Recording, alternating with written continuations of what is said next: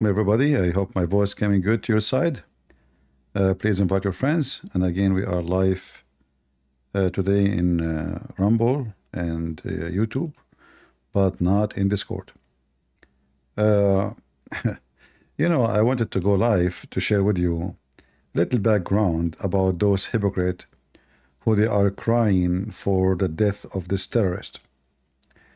Because many of you are not really connected with the Middle East and do not know much about the Middle East. I don't know how many of you saw the news today, and the big funeral, big funeral for this terrorist dog. In fact, dogs are useful.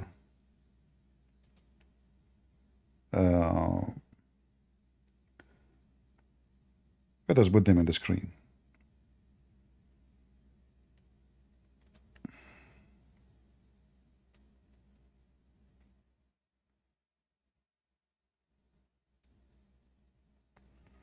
All right, we have it actually already here. All right. So if we look here on the screen today, I don't know how many of you watch the news. Tens of thousands, they went out in Iran to join the funeral of Ismail Haniyeh.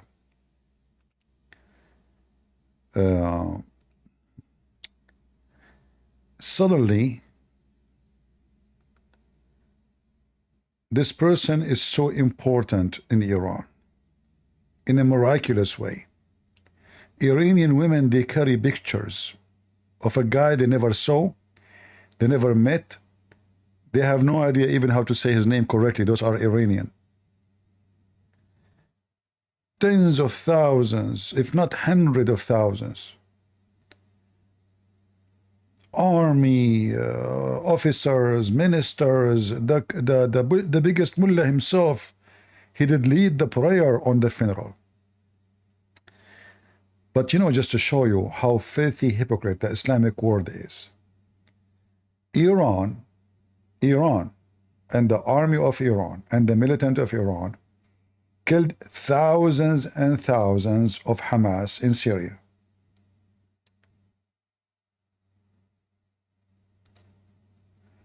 Those so-called Jaysh al-Islam, which mean the army of Islam in Syria,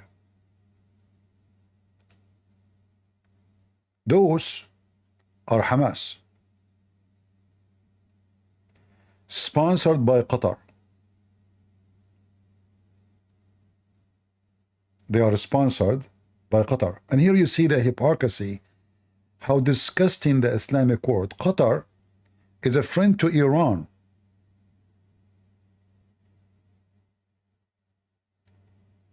But the same country, Qatar, sponsor an army fighting Iran in Syria.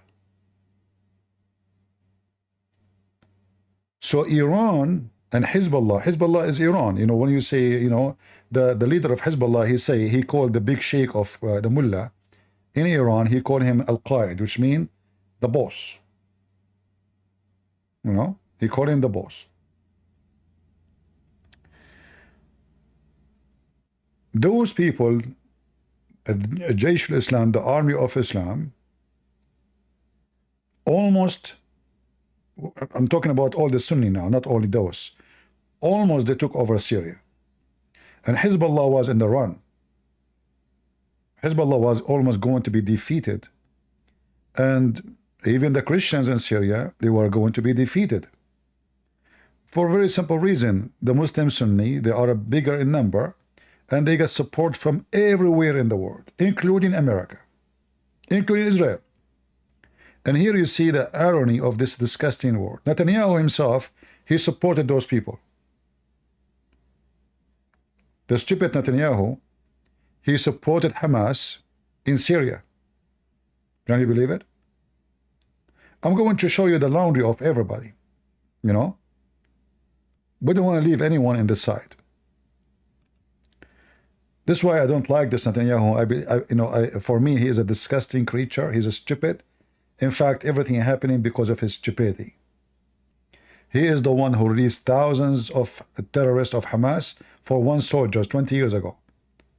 And since then, everybody want to kidnap Israeli. So he is the one who encouraged them. He just released thousands, not one, not 10, not 20. Thousands, literally. He emptied the jail just to get one soldier, just to make himself like a nice prime minister. So Netanyahu, in the war in Syria, let me see if I can find you.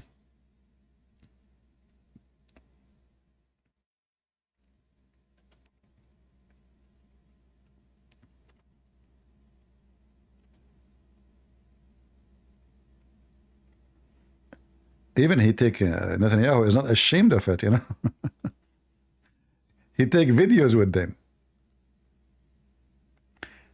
I'm just trying to show you how all those countries who speak about right and wrong, all of them are a bunch of liars. And Netanyahu is included in the list of liars. This is the stupid donkey Netanyahu.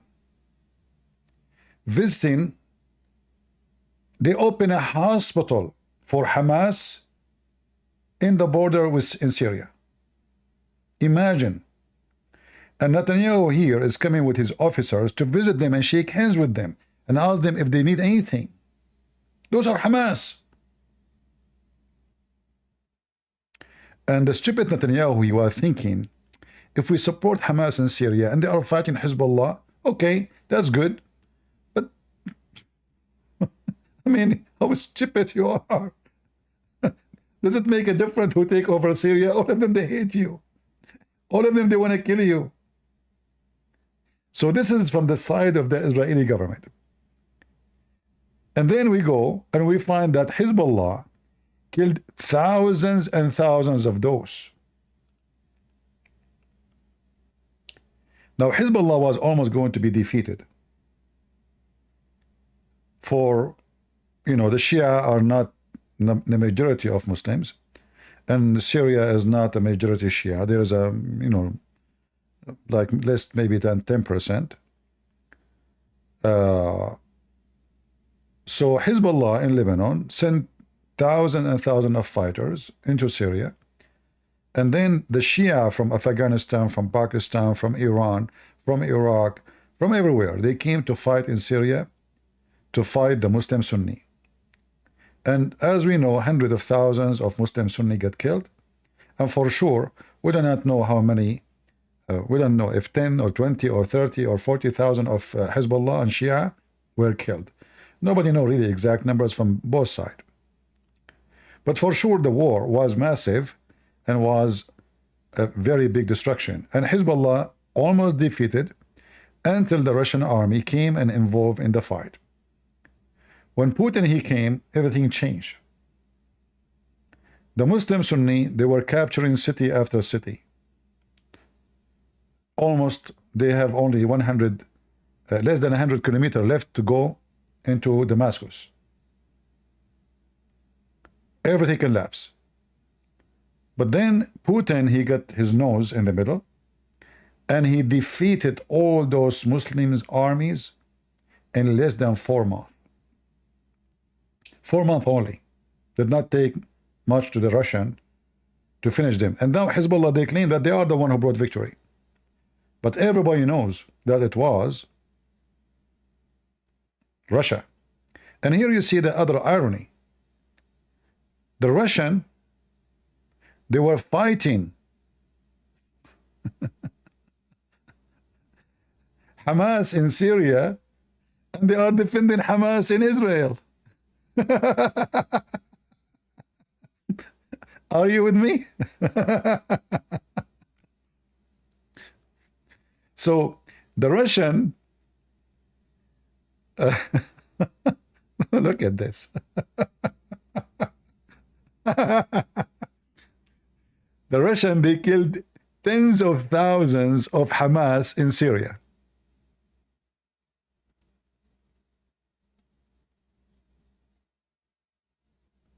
If I show you videos, if not for copyright, I can show you videos. They were wiping them out like ants, literally.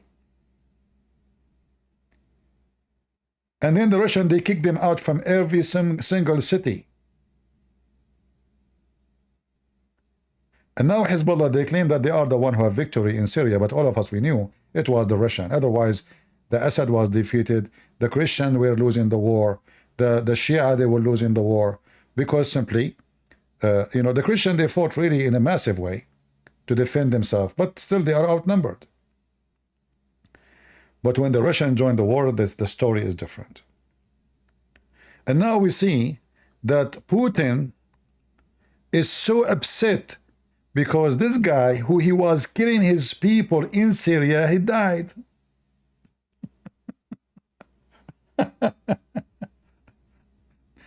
Russia condemned the killing of Hamas leader. You know, it's like a dream of fiction. How you were killing them until now, he is killing them in Syria. Until now, if any of those he carry his gun to fight the Assad regime, the Russian, they will shoot him dead right away. How you are fighting them in Syria, killing them in a massive number, you and Hezbollah, and then you and Hezbollah, you are supporting them in Israel. What about Hezbollah killing Muslim Sunni in Iraq? I mean, it's a crazy world, man.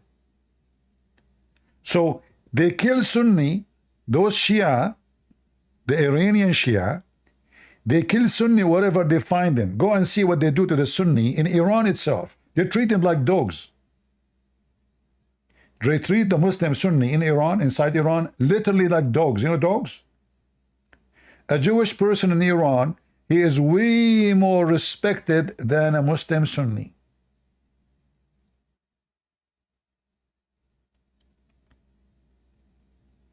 So they kill Sunni in Iraq, they kill Sunni in Syria, they kill Sunni in Iran, they kill Sunni in Yemen. What about Yemen? Al-Houthi, he killed tens of thousands of Muslim Sunni in Yemen. I mean, it doesn't make any sense. So only in Israel you support Sunni, but you kill Sunni everywhere? Are you with me? Oh boy. So, you know, the one who do not know the area, you know, I am from the Middle East. I am, you know, supposedly I'm an Arab. That's why they say. I grew up there. I know all their garbage. I know all, excuse me, all their shit. I mean, this is the most shitty land ever. You know, people, they say to me, don't you miss going back? I say, what back, man? What are you talking about? This is literally the land of shit. People are shit. Government are shit. President are shit. Kings are shit. The army is shit. Everybody is a shit. And then they go in TV and they cry for the same people they kill. When you see in Iran this funeral, you say, wow, this is those Shia are in love with the Muslim Sunni. Like, what happened? You forgot? Until now you are killing them in Syria.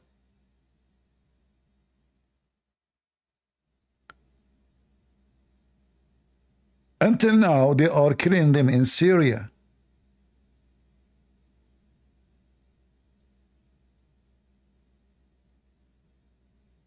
What's going on? You cry. Those are the Muslim Sunni, Hamas, literally Hamas, sponsored by Qatar. When the Russian came, you know, those people, they have, that's it, you know, they've been destroyed. I mean, Putin, he made them shish kebab, literally. At least every day, Putin, he killed 2,000, 3,000 of them, at least. You know, the group, what they call them? The mercenaries, Wagner, those are, I mean, those are really, they scare the hell off Muslims. I think those people, when they fight, I don't know what, those Russian, when they fight, their brain is not their head. Like they don't fear death. So they go between the Muslims. They go like, they are like, I mean, they wipe them. They go to their, they go inside their holes.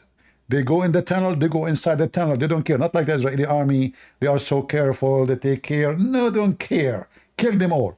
So the Russian wiped them out of the ground. And then Hezbollah came with the support of the Russian, and now they claim to be victorious. But we can say that Hezbollah and the Russian together, they were killing those Muslim Sunni. And they are Hamas, literally. This is the Muslim Brotherhood. They just changed their name. Like, they call themselves Hamas in Israel. They call themselves Jaish al-Islam in Syria. They call them themselves Hizb al-Adala, the party of Adala in Turkey. They call them Adala 2 in Tunis. So then they just changed the name, but the same party. Muslims Brotherhood. So I was watching the news, and by the way, I just heard this news. I don't know if you know it. Today there was no Wi-Fi in Iran.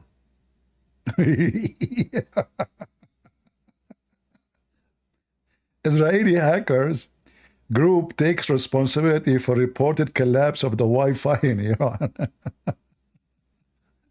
And they put the Israeli flag on it.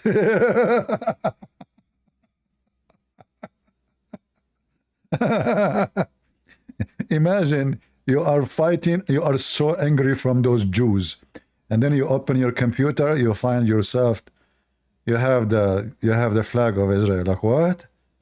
What's going on? And then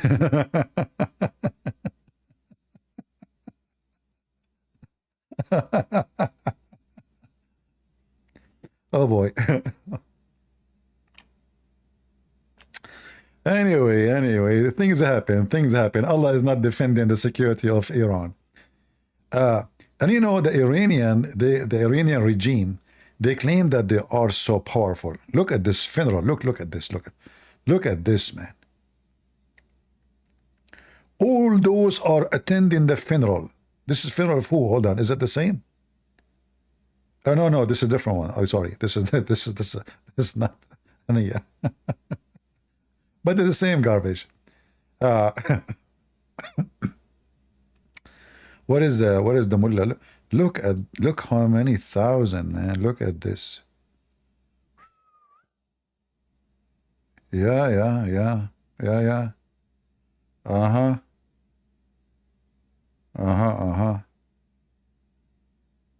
Where is the picture of the mullah praying on? Let me find it. Hold on.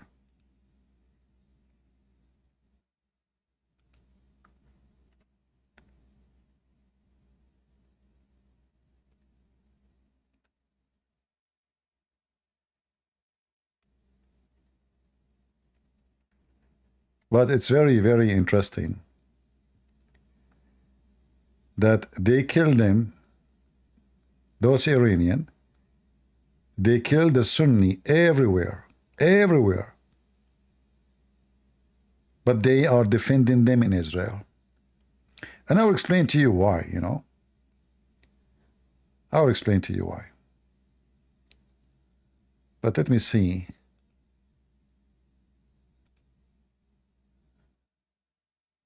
If we can find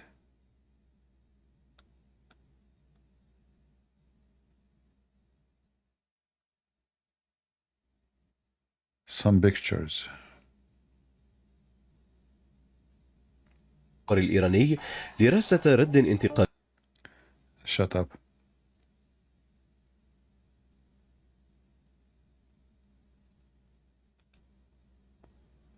All right, let's see here.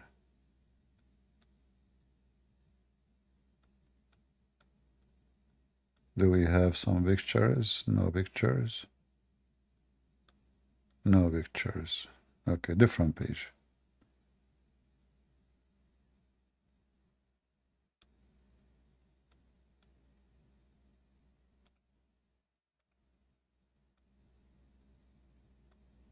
Oh boy. Anyway, you know, the reason all this is drama happening, the Shia, they are trying to use Israel as a tool to promote themselves between the Muslim Sunni. The plan of Iran is to convert all Muslim Sunni into Shiaism.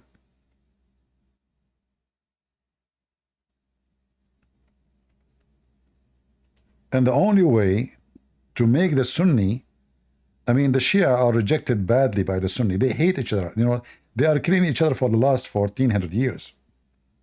Remember, the Sunni, they killed even Ali, they killed the grandsons of Muhammad. They killed them all, you know. And the Shia, they hate them for that.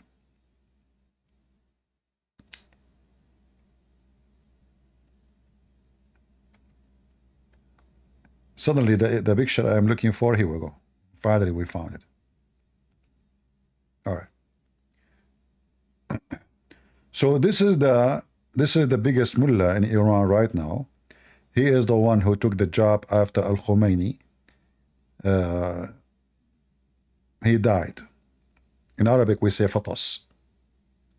So this is their biggest mullah. This is actually in Iran, the one is ruling the country is this guy. The president is just you know, he is the one who chooses who's going. You know, the election in Iran is just a joke. Like this guy, he chooses two guys. He says, okay, you go and let us see which one people choose. But in reality, there's no election. He is the one who chooses them anyway. You have one of two. he choose who he hire. And after he win the election, still he have to approve him after you win. So anyway, so now this guy is taking a prayer in the Shia style, which is not approved by the Sunni. And you will find that those who they are in the side next to him, there is some from Hamas, you know. And the first thing I said to myself, I mean, those Shia and Sunni, they spit at each other. When I say spit, I mean spitting by bombs, not spitting by just Zach and Nag. First of all, I don't spit. I am a person who piss around. You piss around, you spit, it's the same, because you are a person who piss from your mouth. Exactly. Thank you very much. Let me continue. Shut up. So those people, they spit at each other bombs until now, every day. In Syria, in Yemen, in Saudi Arabia, in Iraq, everywhere. And now you are praying on them? How you are killing them everywhere, and you are desperate to finish them all. And you call Aisha a whore, and you say the Quran is corrupted, and you say Ali is the creator. I mean, they have their own religion. Guys, look at this. Look. People want to touch the... Look. The holy Ismail Haniyah. He's a holy person. They want to touch it. Get the blessing, brother, blessing.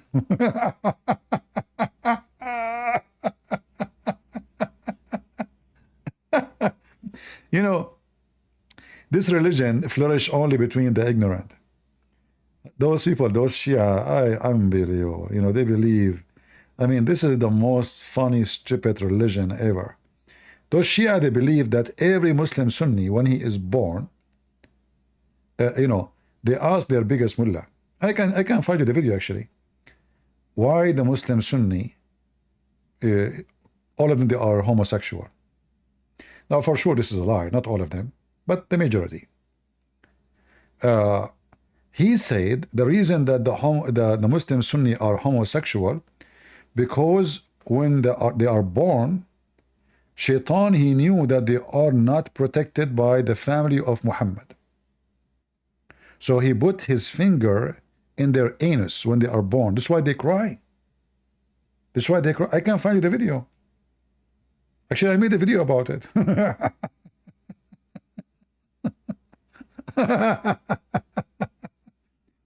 So those Shia who they are touching the coffin of this filthy dog, they believe that Ismail Haniyah, when he was born, Shaitan, he put his finger in his anus and he is a homosexual.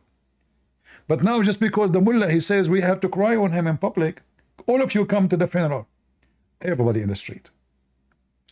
They printed pictures, that's it. The mullah, he said, everybody come out.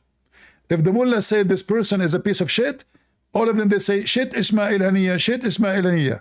But the mullah, the big mullah, he says, no, he's, you know, our friend. Look at this, look. What is this? Is it a grass? What do you have around the coffin? And what is this exactly? Is that a room? They are carrying the whole room? And look, people, they wanna thank God my goat is not there. What is this?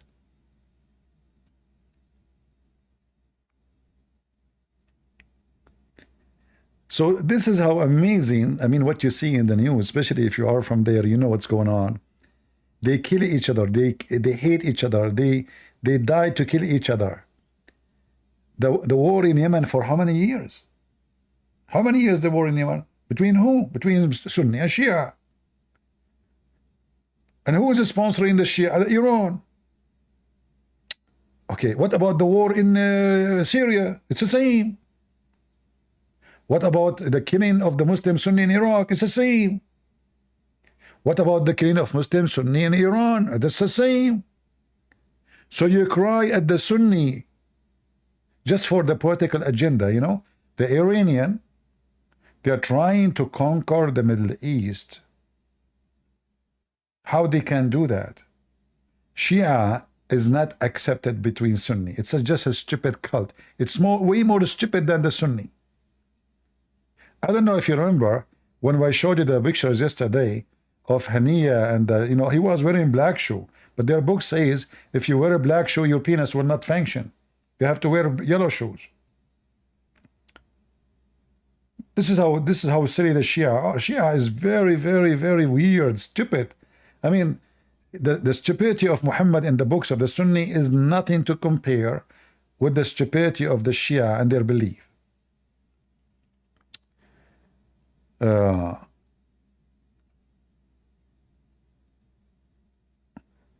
No, they are not selective. No, they are not selective. You see, Shia, they practice taqiyya and everything.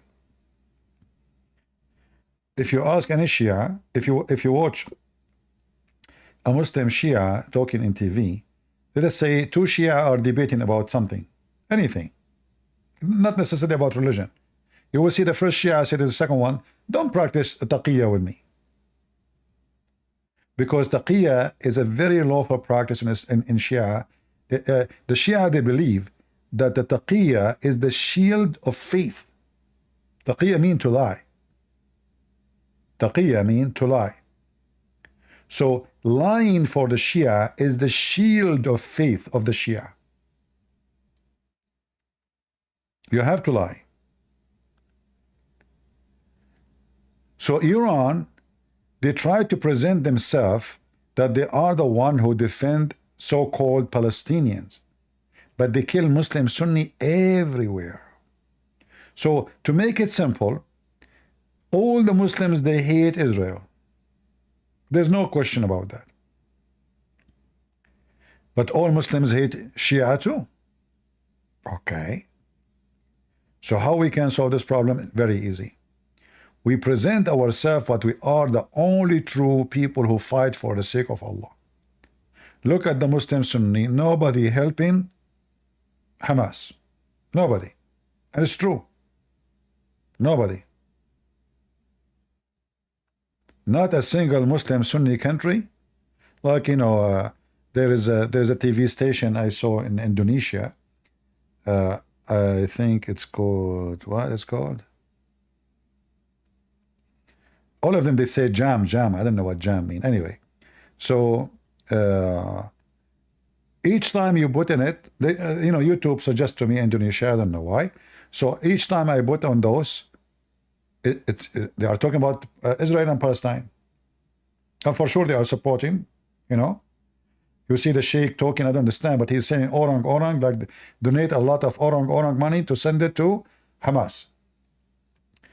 So all those Muslim Sunni, even the one who they are massive in number, they do nothing to Hamas. They support. They don't dare to support them. They support them by speeches, like Erdogan.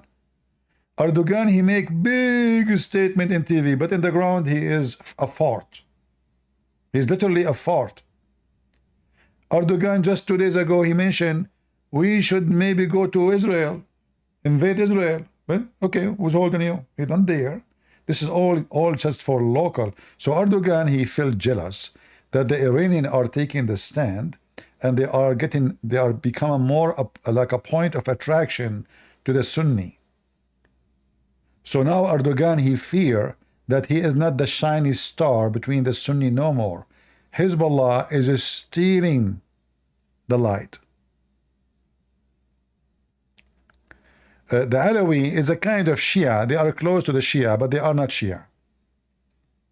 Alawi are very close to the Alawi are very nice people, actually. They are not like those Shia, no. Alawi are very friendly people. They are not religious. They don't care for religion. They drink vodka more than water, you know. Their women, their skirt is shorter than your finger. They are not. They don't hate you because of your religion. They don't even have a mosque. They have a mosque, and you will find the Alawi. They have one mosque in the town, just one, in case of a funeral. That's it. Nobody go to the mosque to pray. In fact, if I show you, I can show you videos of the Alawi making fun of how Hamas people they pray.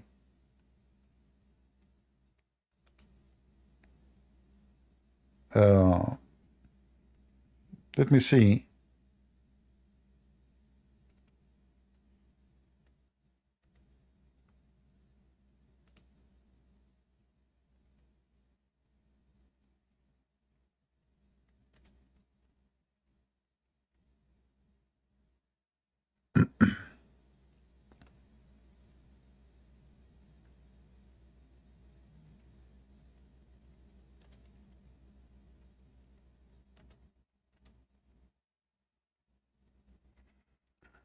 Let's see.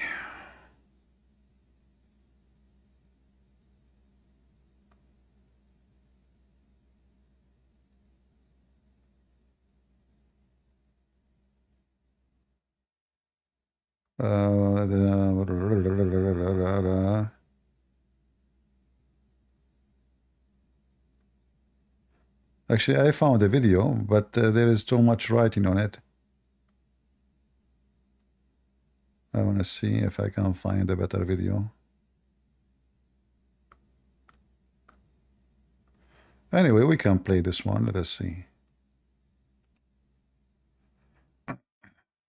But this is really, oh, hold on. Let me try to find something else.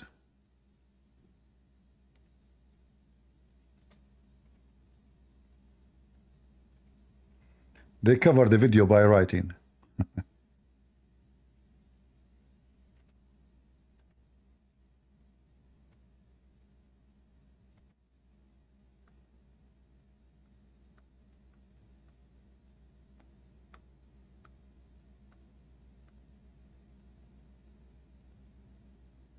All right.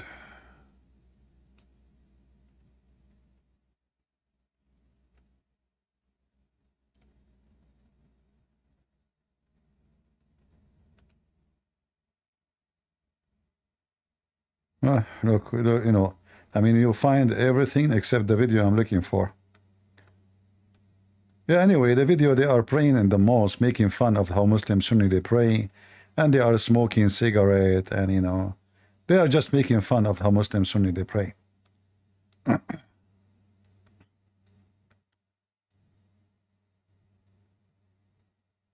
Where is?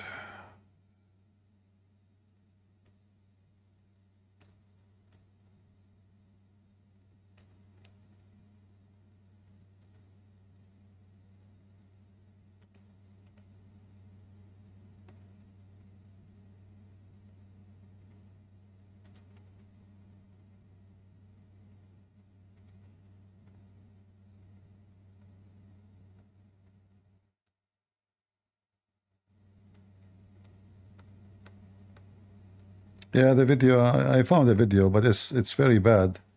They have tons of writing and they make it narrow.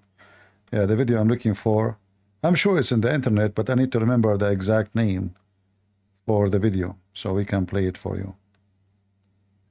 But anyway, you got the idea. Yeah, they hate them. They hate each other. They kill each other. And then they give you speeches about what is right, what's wrong. And they claim that they are in love with each other. They claim that there is they care.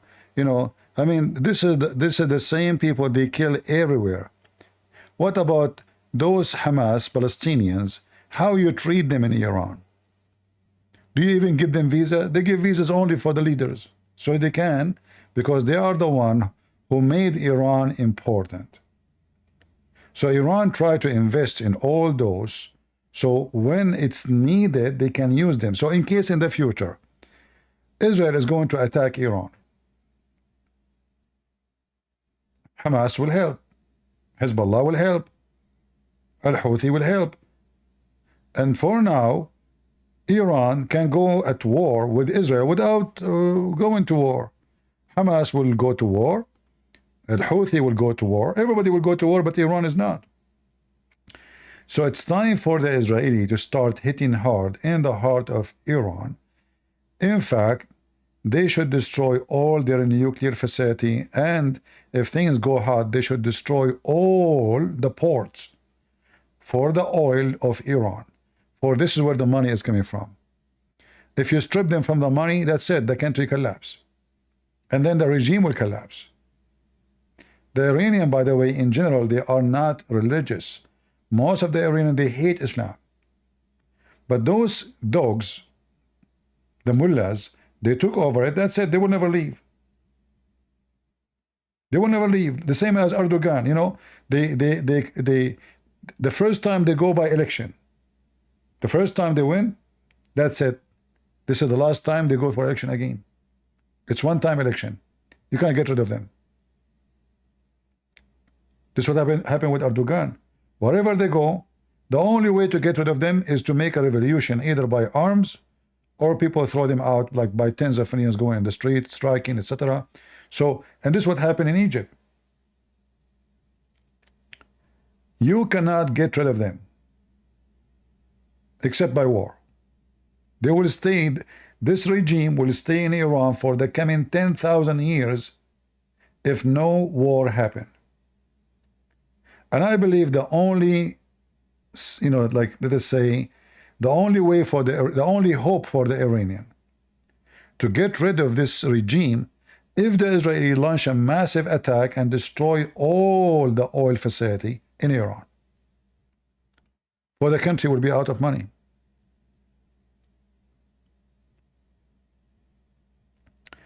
Somebody says, wouldn't attack Iran directly cause response from Russia and China? Russia and China is the last one to respond. I assure you that. Nobody will go and defend anybody. What's wrong? Are you really serious? Do you think really China will care for Iran? What are you talking about? What China? China and Russia. China is a massive country for sure. It's powerful. But China and Russia both are not capable of any war. China is not capable of war even if they have weapon which is nuclear, because their economy is connected to USA. If the Americans stop buying from them, China collapse. In fact, most of the Chinese money is inside USA. So China is in trouble. For they cannot really go in any way in a war with the American. Same time, they are no match. No matter how big China is, they are no match. Whatever you see in TV, whatever people say, it's just garbage. When it's come to the power, all of them together, they cannot go against USA. And that's why the only country in the world now is considered the scary one is USA. Like the Russians, they could not even have victory over Ukraine. Ukraine. The army of Ukraine alone, not the USA army with them, even though they send them, even the weapon they send them is toys. The NATO is sending Ukraine weapon which is from the museum. Most of them, they are useless. But even with those, the Ukrainian, they were able to stand against Russia for the last 3 years. Until now, Putin, he could not accomplish his war. And he is fighting Ukraine. So, talk is cheap. And if the Israelis decide to attack Iran, nobody will help. Nobody will dare to help. Because remember, Israel itself is not a joke. Israel itself can fry China, not only Hamas. Don't mess with the Jews. They did not even show their teeth yet. So what you think about who is going to be involved, this is all garbage. When war happened between Israel and Iran, everybody will sit and watch, and the Sunni will be the first one to have party. The Sunni, I assure you that every Muslim Sunni in the world is going to support war against Iran. They would love it. Not to forget, it's starting from Saudi Arabia, you know, and Emirat. Right?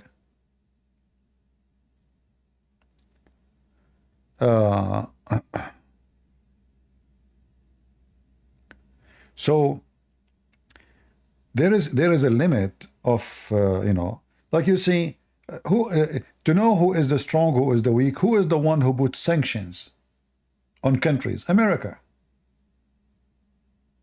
If Russia now want to put sanctions in America, people will laugh. This is telling you who is the powerful. If China decide to put sanctions on in USA, people will laugh. Their sanctions is useless. So this is how you know. Like now they are trying to make a like currency to compete with the dollar, but this is all hypocrisy, because all of them, including China, all their money is in dollars. Like a bunch of losers, they join together. Let us make a BRICS agreement, and we have our exchange money. But all of us, we knew that when it's come to real money, it is the dollar. Nobody trusts the Russian ruble. Nobody trusts the Indian ruble. Nobody trusts the Chinese currency. Nobody trusts China in anything. In fact, Chinese themselves, they will never put their money in China.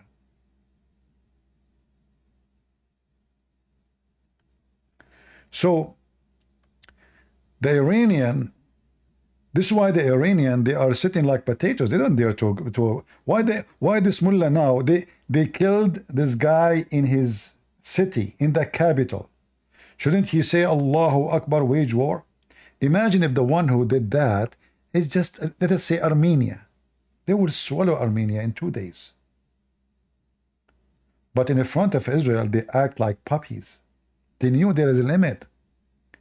And in fact, I assure you, if the one is in charge of Israel right now is Ben-Gvir, the Minister of Security in Israel, nobody will dare to shoot a bullet, because this guy is willing to use nukes immediately. In fact, this guy, he said from the beginning, why wouldn't you use nuke? If you make this guy the Prime Minister of Israel, all of them will act like rats. Nobody will dare to shoot a bullet. But they knew that Netanyahu is a gamer. He's not a warrior. All what he cared for, how to stay as a Prime Minister. Ben-Gvir, he don't care. He just want to destroy the enemy. You know the one I'm talking about?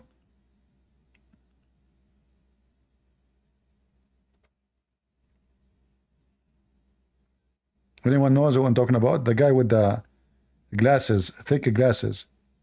This guy, he will burn them. And actually, I heard that Israeli now, they want him, like now if they, like, you know, everybody's saying, I hope Netanyahu will collapse. But if Netanyahu collapses, this guy mostly is going to become the Prime Minister of Israel. And this guy, he is going to use nukes. He's not going to waste his time. They call him far right, far left, who cares? And the second he take over, he will take the Temple Mount. Immediately.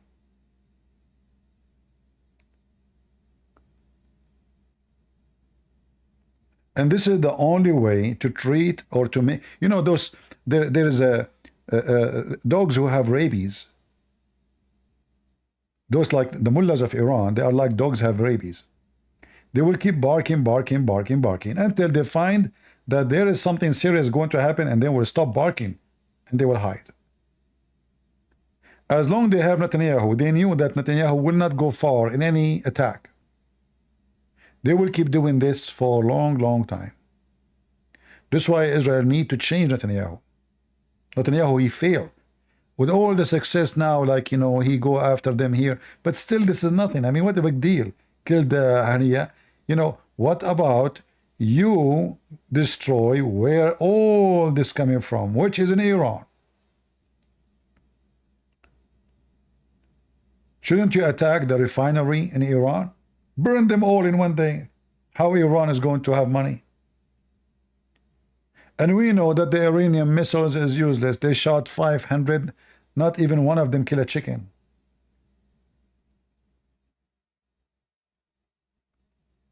So, if this guy, he won the election, count my words, you will see how Hezbollah will never dare to shoot a fart at Israel. Because they knew that this guy is not Netanyahu. He don't care for negotiation. He don't care for hostages. He cared to have victory over the enemy. And that's it.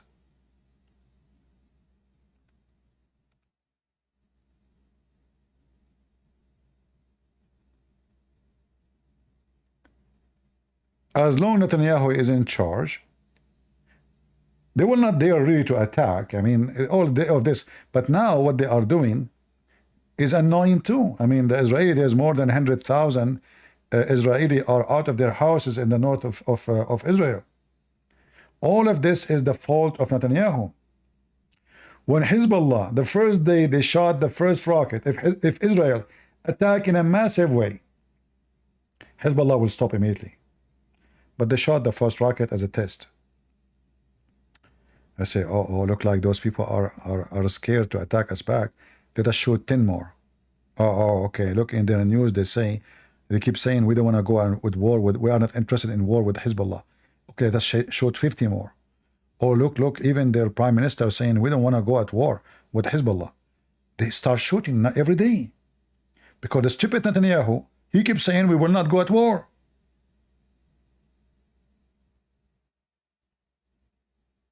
So he told his enemy, shoot more.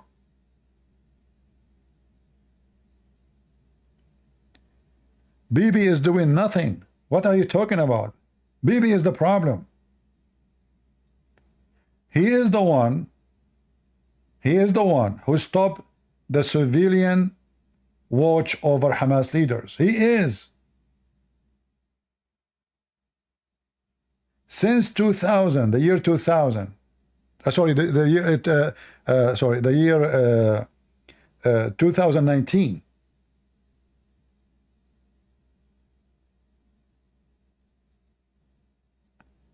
Him and the one before him, they stopped watching Hamas leaders.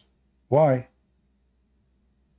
They stopped watching what's going on. I mean, Hamas, they made videos in Al Jazeera's in interview about the tunnels they are building, preparing for war with Israel. What they are waiting for? So Netanyahu is a scumbag. He is the one who released thousands of Hamas for one soldiers, which means he is the one who told them, okay, anytime you want to release more people, terrorists, and those terrorists, they kill Israeli. They go in the street, they stab people. You know, those are not just people captured for nothing. So anytime you want to release your terrorist, just kidnap a woman, kidnap a kid, kidnap a teenage, and then we will release thousands. He just told them that. So Netanyahu is a scumbag. I hate this guy. If I meet him, if I meet with him, I will spit on him. Because he is the problem. He is the one who made Israel look weak. And then those dogs are going crazy.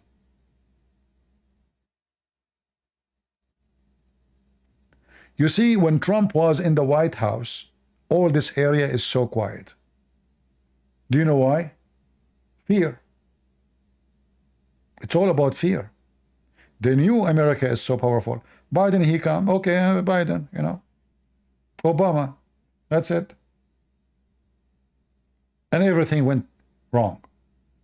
War in Ukraine. Why Putin did not attack during Trump time? They were not there.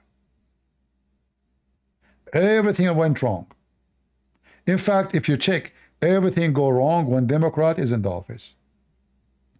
ISIS established when Obama was a president. ISIS was demolished when Trump became a president.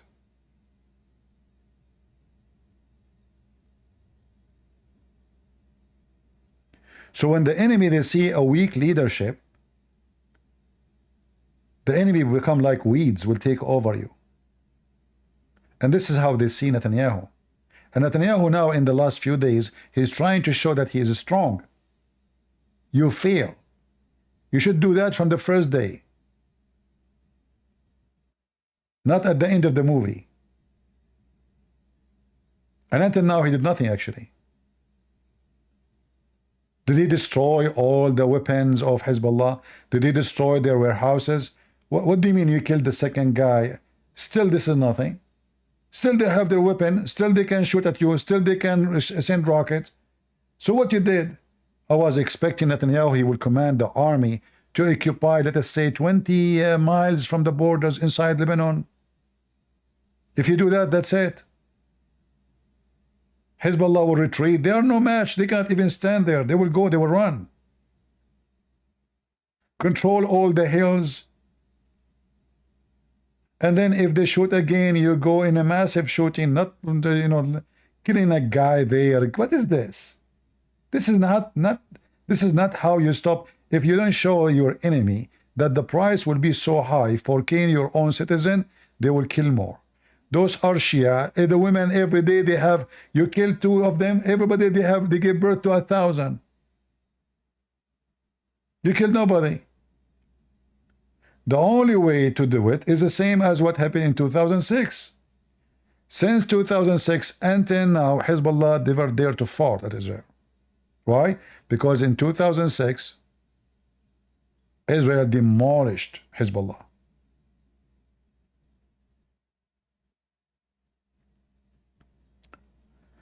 So, weak leadership in Israel is the problem. And Israelis should know that being kind doesn't work with those Muslims. I will explain to you what I'm talking about.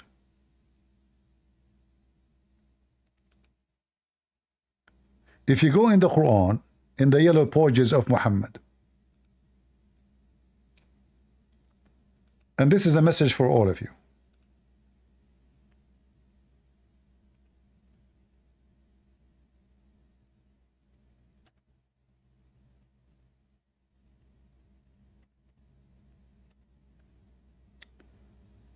Muhammad, he told the Muslims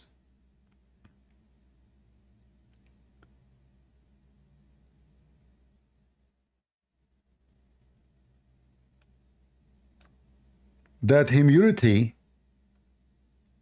is a curse from Allah on the Christians and the Jews, which mean when the Muslim, they see someone, he is a Christian and he is a friendly and he is nice, all those, the second you practice them with the Muslims, the Muslim, they will take it that you are weak.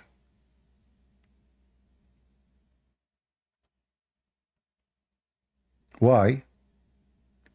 Because the Quran said to them that Allah, he forced shame on those Christians and Jews. This is why they are kind.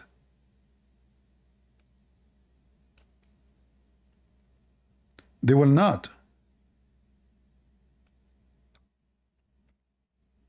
I don't know what's wrong with this website.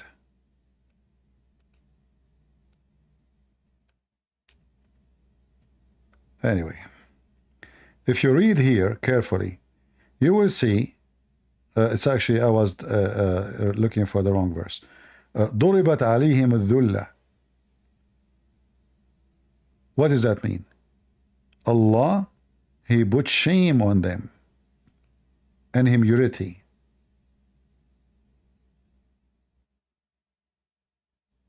Misery.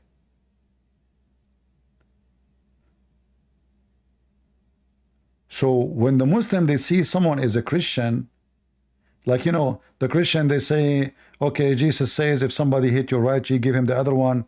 The Muslim, they don't believe in that. They believe that Allah curse you and he's stricken you with misery. So you accept to be a coward. You accept to be under their feet. You accept that they can humiliate you, and you don't don't answer. You don't do anything. They will not take it. Oh, those Christians and Jews, you know, their book forbidding them from doing bad. No, no, no. This is not what they see.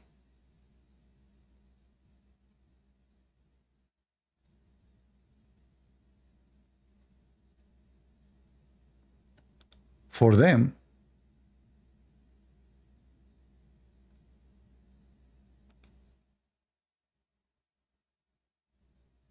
the reason that they are kind,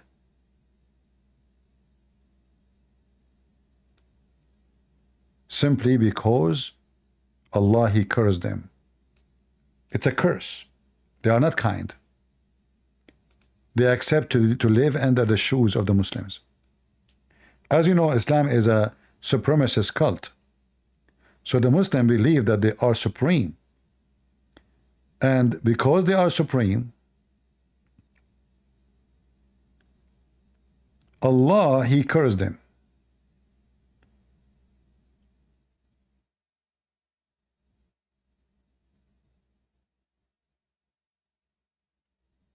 That's why the Muslims always, they will look down at the Jews. And they could not take it that the Jews now, they have a state. They have an army. Those are the ones who rape their women. Those are the one we enslave them. Those are the one who we treat them like dogs for centuries. And now they are in charge.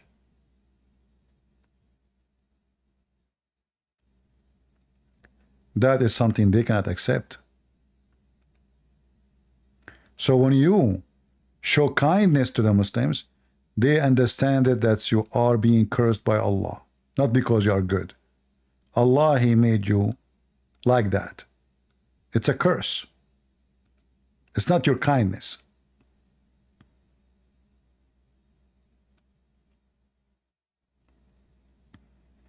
Do you see it?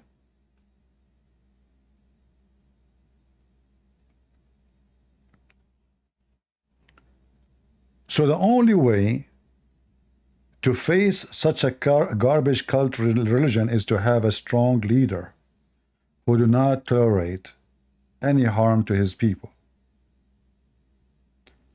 Politics is garbage. You see, all the West is avoiding facing reality that Islam is a satanic, violent, bloody, a piece of shit religion. So they think by avoiding clashes with Islam, they doing the best thing. But it's just a matter of time. You're just pushing it away. When Iran have nukes, who Iran is going to threat? Only Israel? Those people are crazy. If they have nukes, they will use the nukes. They will. I assure you that they will. Imagine if those Muslims, they have the power of Israel. They have some tanks and some little tiny missiles, and they think they can destroy the world. What if they have the weapon of Israel? What if they have the weapon of Russia?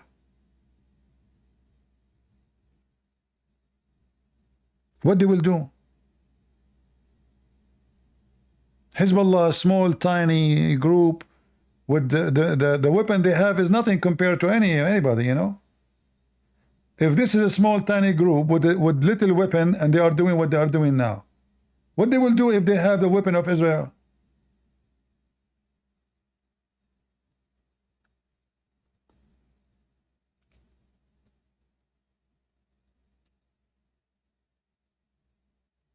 So when this is why I don't like someone like Netanyahu. Netanyahu is a prime minister in the wrong time. And this time you need a warrior. You need a fighter. It's a time of war. As the Bible says, time for peace, time for war. And now it is time for war. And the Jews, they think by signing peace with some Islamic country, they are at peace. They relaxed. What happened? They fooled themselves. Oh, we signed peace agreement with Emirat. We signed peace agreement with Bahrain. We signed peace agreement with Saudi. But none of them is the one is fighting you anyway. Which means you signed peace agreement with none of them. None of the important ones. And even those who you sign peace agreement with them, they support Hamas. At least in public, because they are Muslims. So the problem with the Israeli, they relax. They thought now we can fly to Dubai, everything is fine, become normal. No, nothing that will never be normal.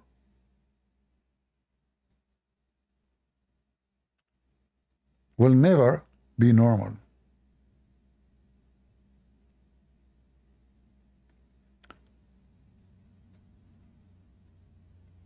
The Quran, in fact,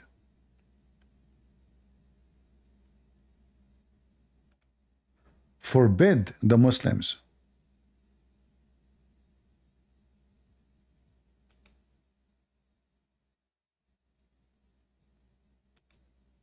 to go for peace when they are the uppermost. What does that mean? Well, when you are weak, you can sign peace agreement temporarily until you are strong.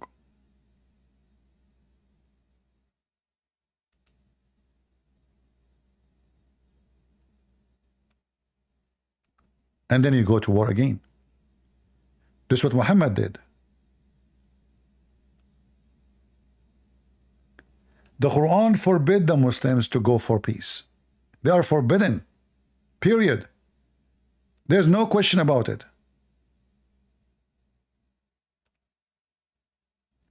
But the only time they can go and sign a peace agreement, which is temporarily, like what Muhammad did, as soon he got strong, he says Bara'ah, which means I wash my hands from all agreement. He gave them 4 months, I will kill you all. Chapter 9, verse number 1. In chapter 47, the chapter of Muhammad, the dog Muhammad. So be not weaky and ask for peace from the enemies of Islam. You see, this is not about anyone who is not accepting Islam as an enemy to Islam. While you have having the upper hand. You see it? So what does that mean? We sign an agreement of peace when we don't have upper hand. Until we have upper hand, we attack again. So when Emirat, they sign peace agreement with Israel, and when Saudi Arabia are thinking to sign agreement, and when Bahrain sign, all of this based on this verse. They are following the steps of Muhammad. Muhammad signed agreement with his enemy, until he is the uppermost, he killed them all. So the stupid Israeli, they start thinking, oh, like now the things is normal now between us and the Arab, and they start like saying we don't hate the Arab and the Arab, we are cousins. Suddenly they are cousins. Yeah, right. And you know, Trump, he brought them, and they make the joke and the mockery, the Abrahamic agreement. How Abrahamic? Those are not Abrahamic, and they have nothing to do with Abraham. But you know, politics, the joke of politics, the drama of politics. And the stupid Israeli, they start believing in that we are at peace with the Muslims. You will never be in peace with them. In fact, I believe all the peace agreement they sign with those Muslim countries are dangerous to Israel, not to them, not to Emirat. The Israelis start investing and building technology inside Emirat. So the Emirati will steal the Israeli technology, the same as the Turkish was stealing their technology for tens of years. The stupid Israeli is the one who built the Turkish army.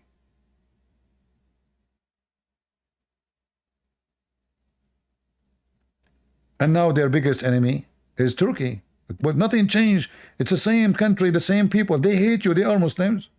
Why you don't listen? They will not listen. Because people, they follow their belly.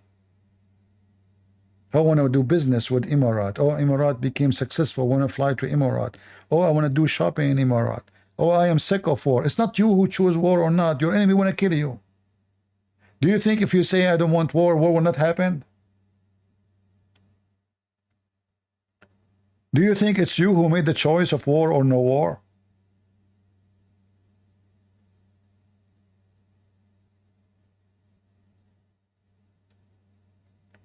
Someone in the chat want to debate?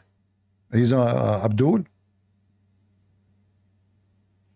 I'm not here to debate today. No time for potatoes.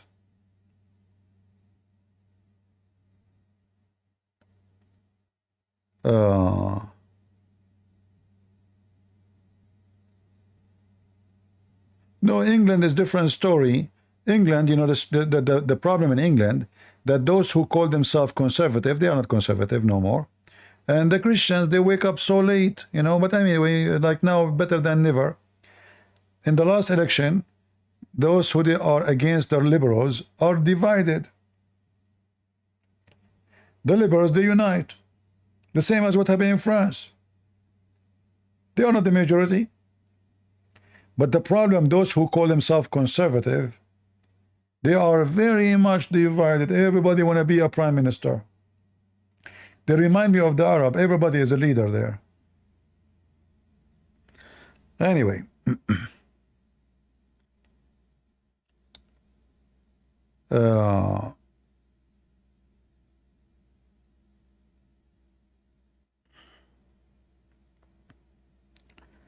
Germany is the enemy of Christianity. What are you talking about?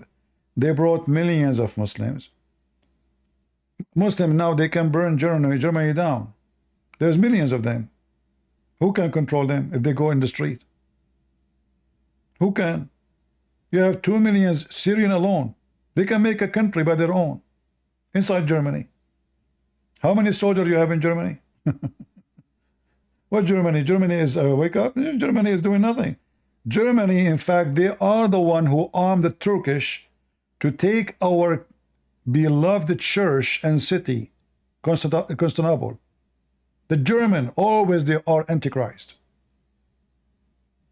They always arm the Muslims against us. They are the one who killed the Jews. They are the one who killed the Christians. They are the one who make the Muslims fight in their army against us. Never think of Germany as to be a good Christian country, ever. Never happened before, and will never happen in the future.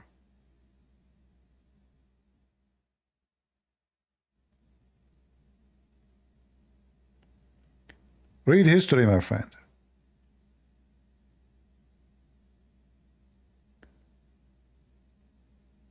German created the nukes? I don't think so. Since when? What do you mean German created a nuke? If they create a nuke, they will never lose the war. Yeah, anyway.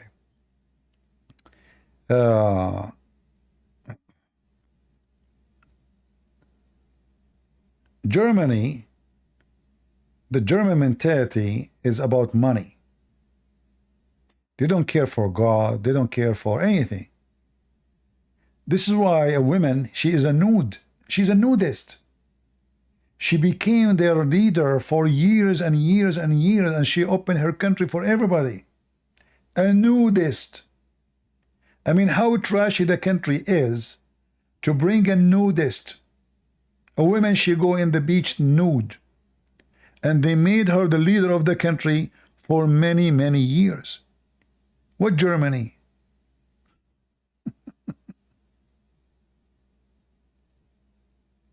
And now you have millions of Muslims in that Germany. And now they want to get rid of them. Where do you want to send them? They will never leave. Yeah, bring them, everybody come, everybody go to Germany. You go to Germany, you don't see a German. Last time I went to Germany, I did not see one German person. You believe it? Everyone I met was not a German. I saw Lebanese, I saw Jordanians, I saw Iranians, I saw Albanians, I saw everybody, but I did not see one German. Where is the German? In Germany.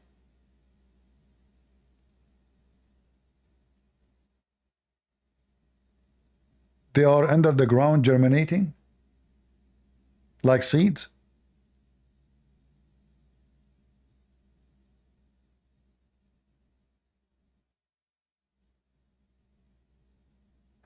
Anyway, this is not our topic. So I hope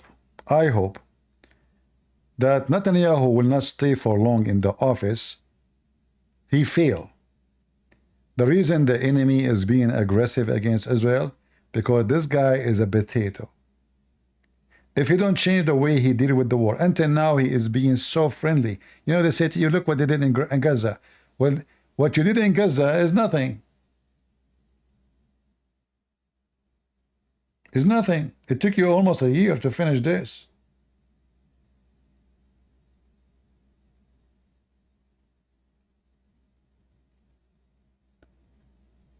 At wartime, you should not negotiate about hostages.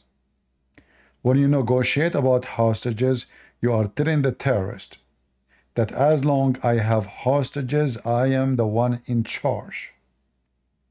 In the time of war, you say, you know what, I don't care if you kill them all, I'm coming after you.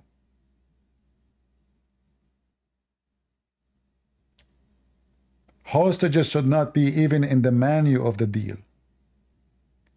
Which one is more important? Already you lost more than 300 soldiers in this war. You lost more soldiers than the hostages. And they are young, powerful men. Not like those hippies that were dancing in the party. Most of the hostages, they deserve what happened to them. They went all the way to Gaza. Hippie, peace festival. They are a bunch of fools.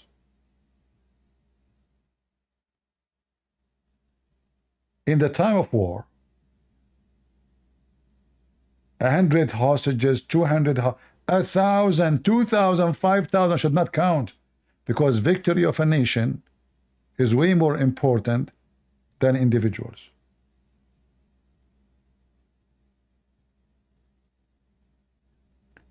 A leadership who they are just worried about election, and that's why they are negotiating about us. And you know, those people, they go in the street, oh, free the hostages, free the hostages. Shut up.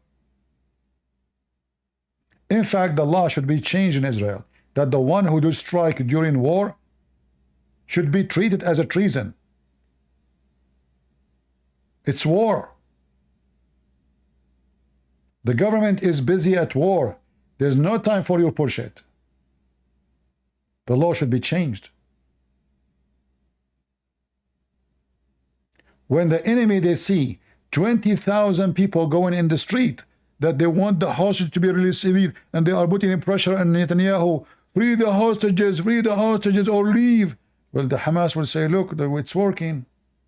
Those stupid Israelis, they are supporting us. They are taking side with us.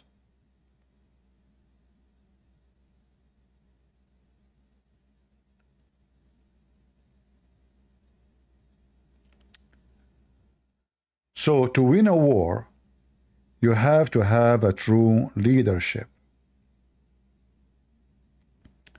Especially your enemies. You cannot negotiate with them. Those are religiously motivated. Their enmity is based on religion, not based on conflict. If the Jews, they go to America, still they want to kill them. Isn't it Muhammad, he says, time will come and you will kill the Jews, and if a Jew hide behind the rock will say to you, there's a Jew behind me, kill him. So this is not about the land. At that time, there's no land.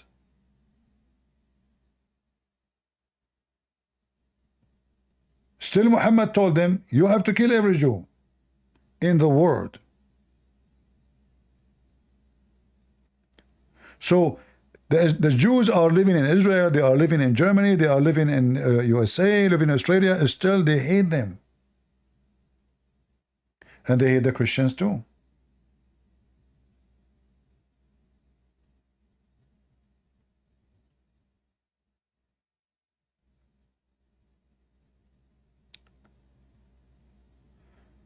So I hope that either Netanyahu, he correct himself, like in the last few days, he is getting better.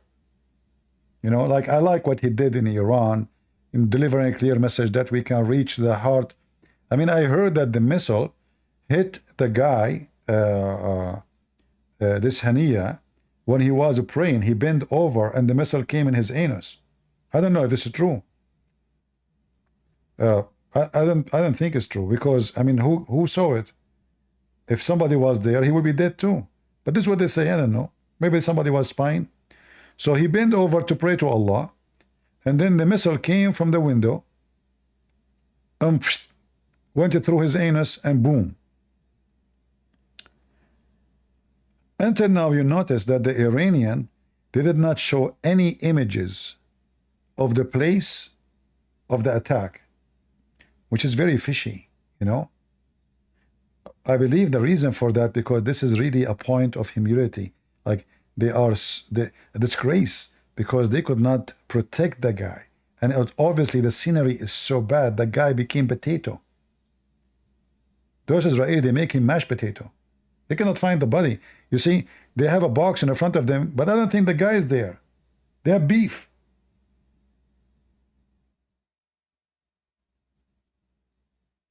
They went inside the room, there's nobody. There's pieces all over the walls. There's no walls.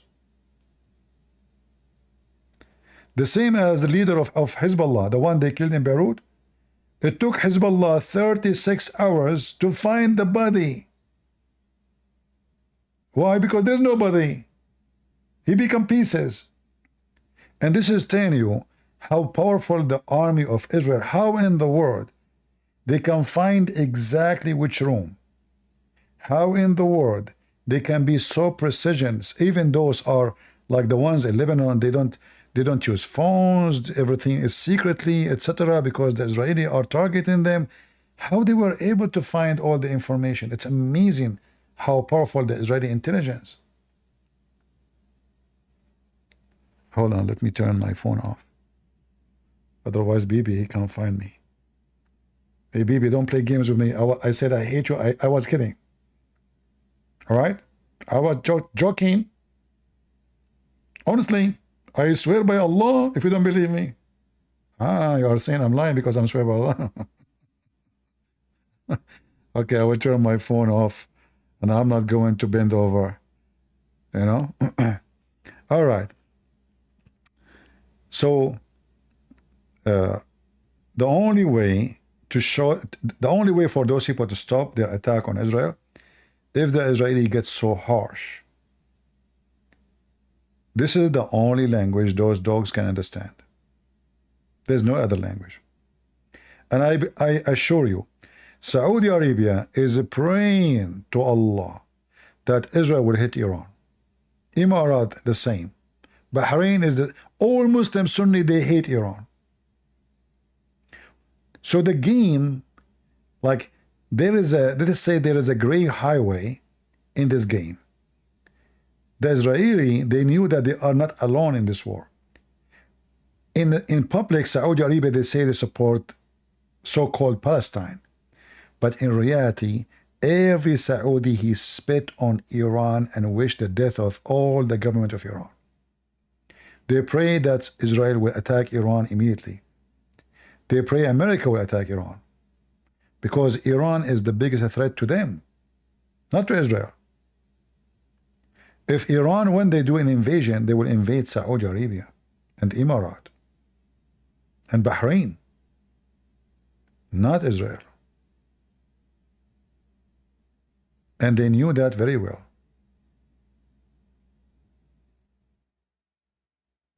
This is why the Saudi, in public, they are against Israel, but for now, and again, they are not a friend to Israel, but they are with Israel for now, because the enemy of my enemy is my friend. You know what I'm saying? So their enemy is Iran. The Saudi, their enemy is Iran. Emirat, their enemy is Iran. Bahrain, their enemy is Iran, etc. Israel is the only hope for them. They cannot fight Iran. Those Arab are no match. If you go check the Saudi army, all of them, they have big belly. They have a few hundred of them. They are like, you know, they have a good shape, but the rest of the army is just potatoes. It's just numbers. They cannot run. They cannot even cross the street. Each one of them, he get like $10,000 salary, and his belly is so big. They go to the army. They eat shish kebab and rice. They take a nap. Allahu Akbar. They wear the uniform. It's time for the prayer 5 times a day. They go home, and that's it. Praise the king. This is the job of the Saudi army. This is why they could not even win against Al-Houthi in Yemen. Imagine they have airplanes.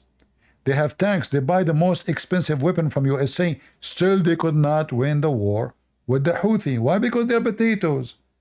They are spoiled people. They have a lot of money. They cannot war. They cannot go to war. The soldier, he go like, he run 10 meters. There is only special forces who they are supposedly very high quality as physically. Are those are like the bodyguards of the king and you know, the royal. The security of the rest is just there's a food in Saudi Arabia. They eat it every day. It's called kabsa. Anyone know it? And kabsa is not a Saudi food, by the way. It's an Indian guy, God knows when. He, you know, he brought this food from, I think it's an Indian style. And since then, every Saudi, every day, like almost every day, they eat kabsa. Let me show you what kabsa is.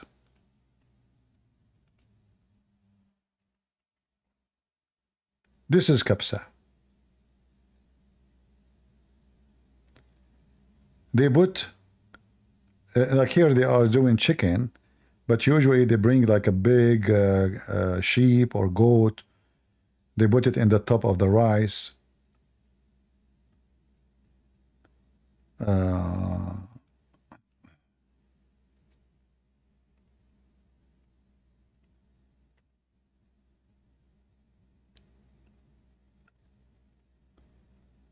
Let us see if I can find you something.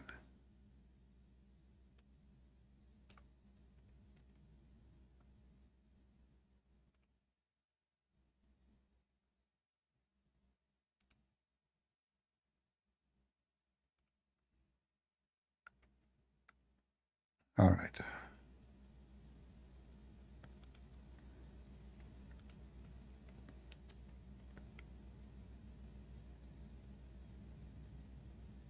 Like this is how it is, you know. They put a goat. They sometimes they cut it pieces, or sometimes they keep it as it is. And the way they cook it, you know, they dig a hole in the ground. It's an Indian. This is an Indian. Those people don't even know how to cook. But anyway, the one who cook it, even not them, is Indian. Always Indian. They bring Indian who work for them. They cook the driver, etc. So they make fire in the ground, a hole in the ground, and then when the fire is like, let's say, become what they call it? What they call it? Circle, you know, like, you know. So they put a barrel in the hole, in the top of that fire, and they put the goat inside the barrel, and they put with it spice and blah blah blah blah, and then they cover it. They cover the hole, and they leave it there for a few hours. That will make the meat very, very, let us say, like very, very much cooked, you know. And that's it. You have kabsa. Now I taught you how to do it.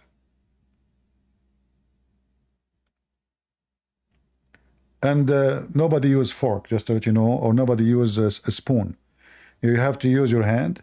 You grab the rice in your hand, and you squeeze it, because the butter will come out and the fat will come out from it, and then you throw it in your mouth. So if you are not a Bedouin, you do not know how to do it, half of the rice will go in your mouth and the other half will go in your lap or in your chest. All right?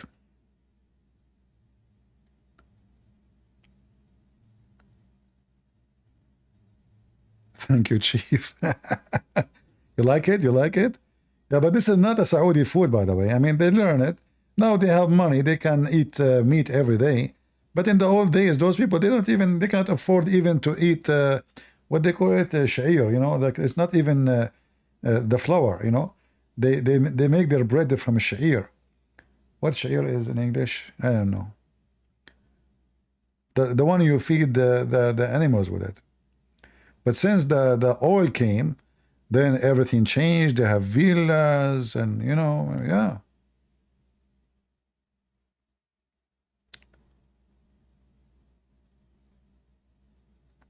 All right.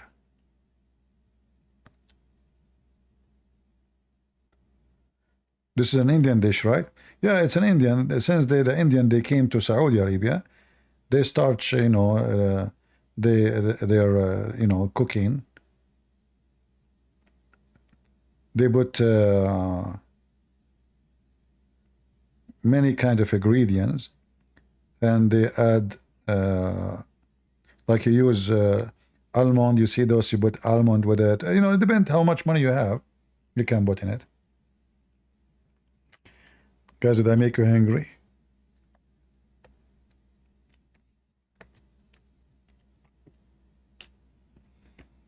In Saudi Arabia, the chef, like if you are rich, the one who is the head of the cook is a Lebanese. This, if you are really very rich. If you are, you know, not too much, you bring an Indian, you know. But the rich ones, because the Lebanese will take, like, you know, $20,000 a month, not less. So the rich ones, they will bring Lebanese.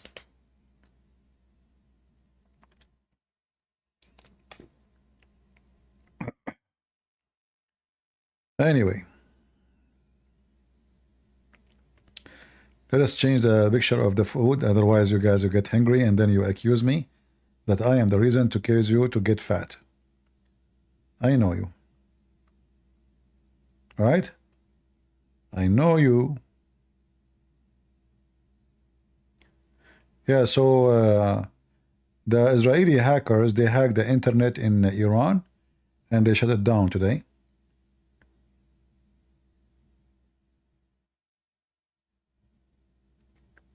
Yeah, Washington Post, they claim that this guy, he was killed by an explosive device inside his room. The Iranian, they confirmed that this is false. It was a missile go inside his anus.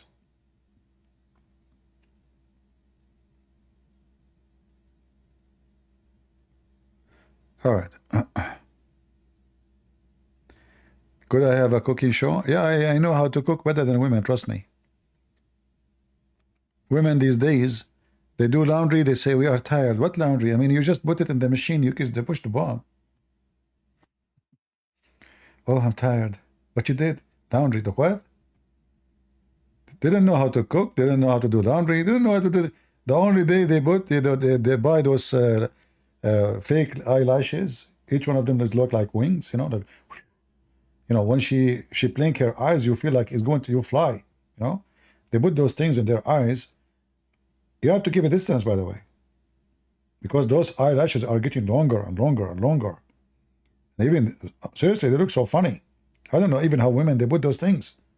I can't even believe it, how they accept to put those things in their face. Unbelievable. I mean, anyway. Yeah, they look like, I don't know, something weird, some aliens, you know. But anyway, for safety and security, I better change the topic. I better attack Hezbollah and not to attack women. They are very dangerous. High heels, long eyelashes. I mean, I don't know what's a. So anyway, these days, women don't know how to cook. They don't know how to do laundry.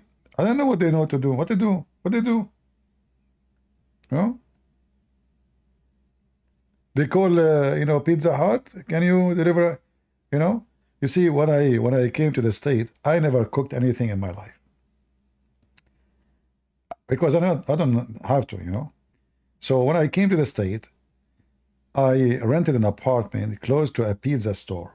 Pizza. So the first 6 months, I was eating pizza every day. Every day. I'm serious. The guy even prepared my pizza, Like, I don't even need to tell him. I do not need to say what I want. 6 months. To the point I felt like I'm Italian now. Hey, Tony, I said, I became Tony. So, because I have no time, I was doing my master's degree.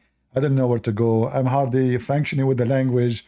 I don't have a car. So what do you do? How you do shopping? I don't know. There's no time. So pizza every day. And then I decided, you said, you know what? If you want to eat, you have to learn how to cook. And I learned. You can't teach yourself. Did they give me a discount? No, not really. And then I found another pizza store. It says, buy one, get one for free. So I buy two. The second day, the pizza is getting hard, man. I don't know. So I bought two, but it's hard now. It's hard to eat it.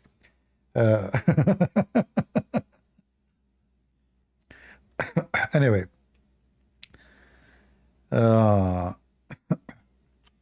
Life is funny, isn't it? Yeah, now I can cook really good. But if I have time, if I have time, I will. Oh, I cook. If I don't, well, what we can do? These days we are cooking Muhammad. But don't you agree with me? I am the best who cook Muhammad, right?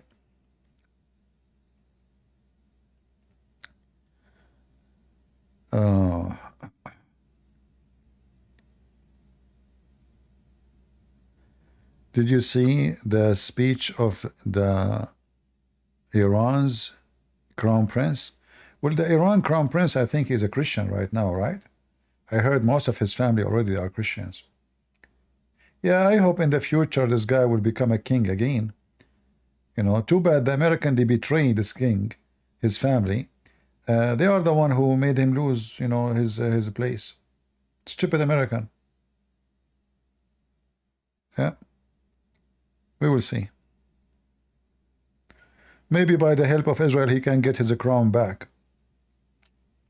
Those Pahlavi family, they are kings of Iran for thousands of years.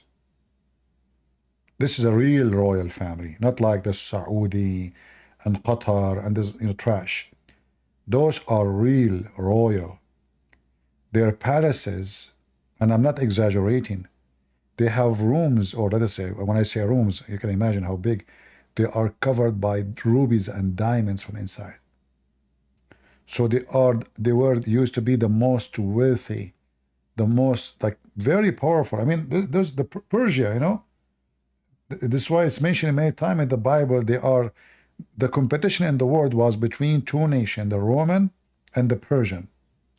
But since Islam came, the country went down from one of the most powerful nations to one of the most savage, behind everything. Women, they are wearing burqa, mut'a marriage, sex for money, have sex with the children, from a country used to be so advanced. In fact, all those, they call them scientists, the Muslims, they are proud about, they are Persian. I remember when I was at school, they keep talking about a famous scientist. They say Arab Muslim scientist. That's what it says in the history book. His name is Al-Khwarizmi. But you know, this Khwarizmi doesn't make sense in Arabic. So I asked the teacher, okay, what his name mean? He said, I don't know, but he is from the city of Khwarizm. I said, where is that? He said, in Iran. Huh? How in the, you know, so, and they list him that he is in Baghdad and he is born in Baghdad, but he's a Persian.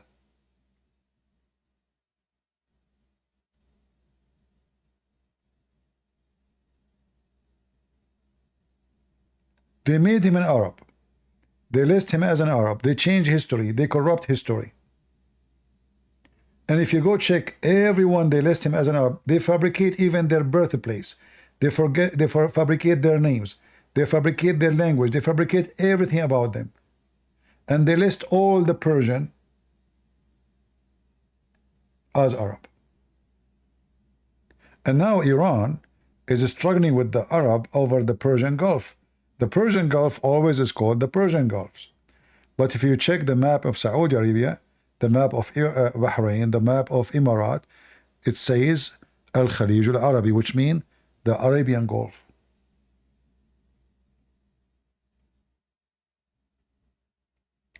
So the Iranian call it Persian Gulf. The Arab, they call it the Arabian Gulf. So the hate between the Arab and the Persian is way far in time. And now it become more scary because of the religion, because now the Persian, they are Shia, and the ones in the other side of the map, they are Sunni. You know? Yeah.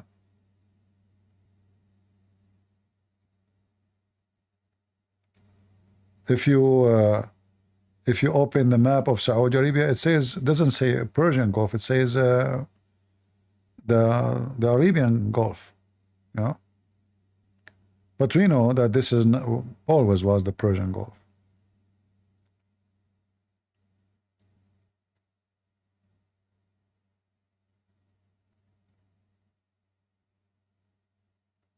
Well, I think in Indonesia there's a lot of a fraud about claiming to be from Muhammad.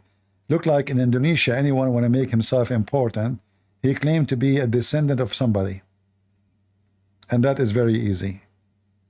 Who's going to go after you? Indonesia, there's people, they claim they are descendant from Saddam Hussein. Saddam Hussein, he just died a few years ago. Yes, they're descendant from Saddam Hussein. What do you have to do with Saddam Hussein? So, it's a scam, you know, like you want to, a descendant from Prophet Muhammad. Who's going to check? I am born from potato, tomato, tomato, tomato, tomato, tomato, tomato to Muhammad. Abdul, you are an Asian. What do you have to do with Muhammad? Why you look like Indonesian? Why you don't look like Muhammad?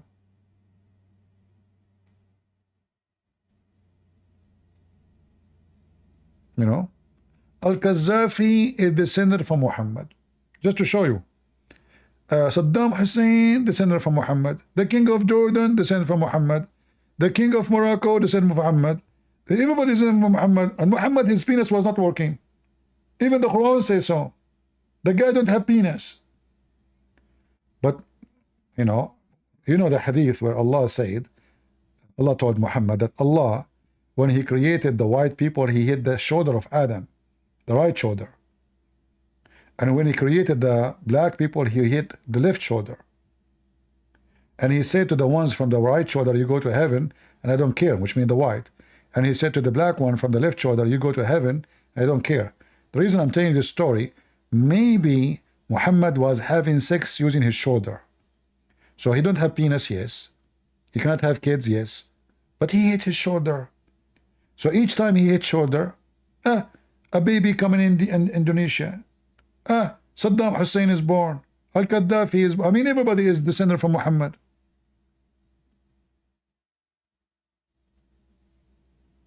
Asian, Indian, Saddam Hussein, Gaddafi, Morocco, potato, you know. Like, to be descendant of Muhammad is like those fake PhD you get online. You go for $25, you sign, my name is etc. blah blah blah blah blah. Fill in the information. You get the PhD within 24 hours. They send you a paper. You print it in your in your salon, and you say, my name is Dr. Zakir Naik.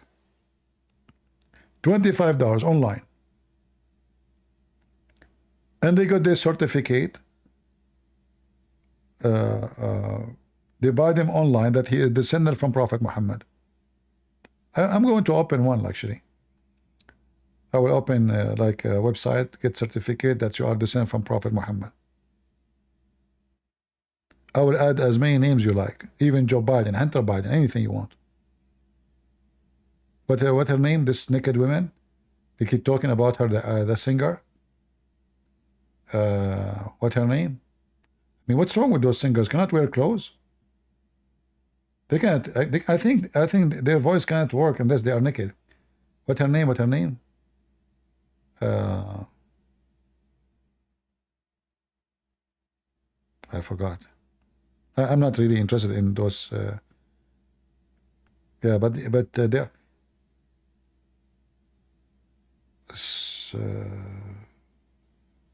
Swiftler. I don't know. Whatever it is, give me a break. Oh boy.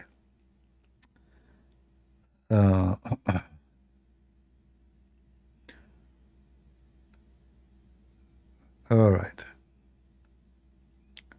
Everybody is born from Muhammad. Tyler. Tyler Swift. Now I remember Swift. Okay. Tyler. I mean, once I saw a video and looked like it turned to be fake, and I made a video about it, if you remember, right? This is why I don't even know who's she, I have no idea. But supposedly Trump, he said, should not vote for Biden. This is why I look, who's and here you see how stupid in this country. I mean, who care? It look like if you are a celebrity and you're famous, you are the one who decide who win the election. That's why all of those in politics, Trump and his enemies, both they bring trash to sponsor them. Like in the convention center, they brought a woman, she called herself a model. What does that mean? We know what model mean. It's just, like, what do you do for a living? I'm a model. Okay. I see. All right.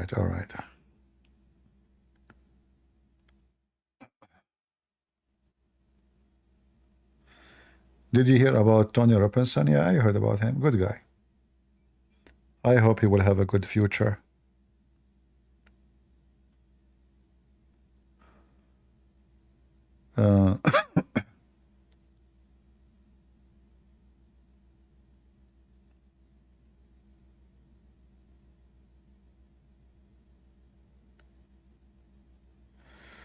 All right.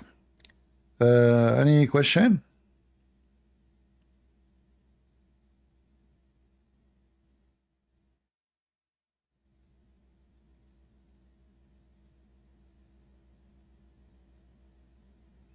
No questions. So I want to just to share with you how hypocrite those people are. The Iranian, they kill Sunni every day. Go and see what they do to the Sunni in Iran.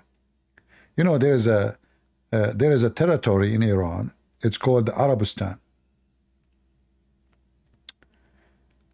Let us see.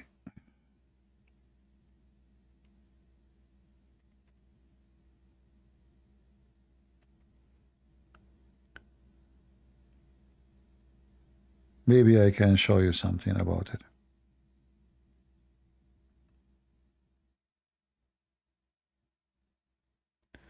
Anyway, so this area, all of it is Arab, and they are Sunni.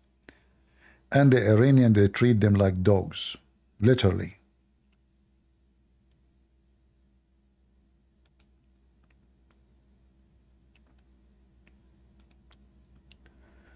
Let me see if I can find you a picture.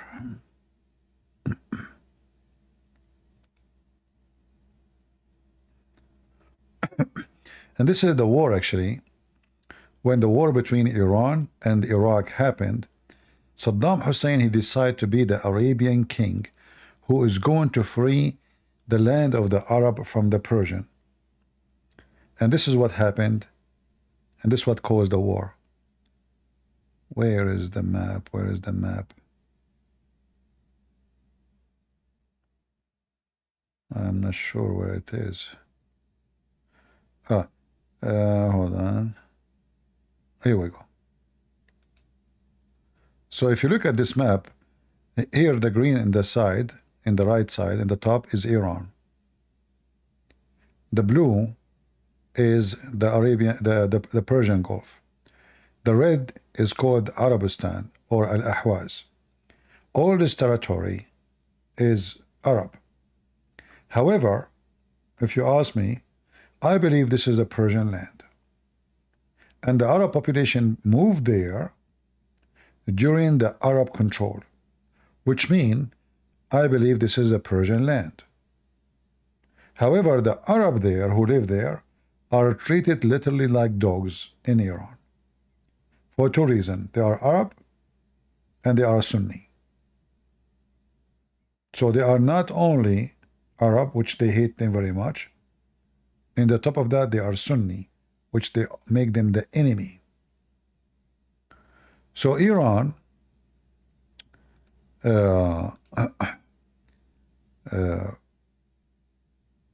have a big problem with those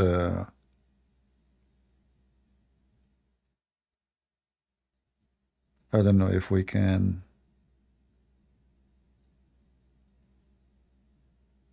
if I can find different picture, but I think you get the idea, right? You get the idea. So there's many problems between the Iranian and the Arab already.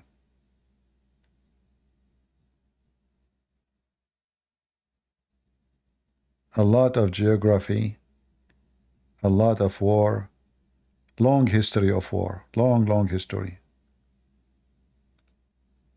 and hatred.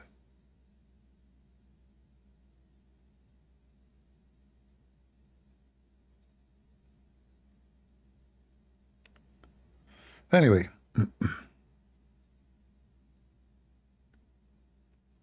a lot of potatoes. Those supposedly the Mujahideen who want to kill the Persian.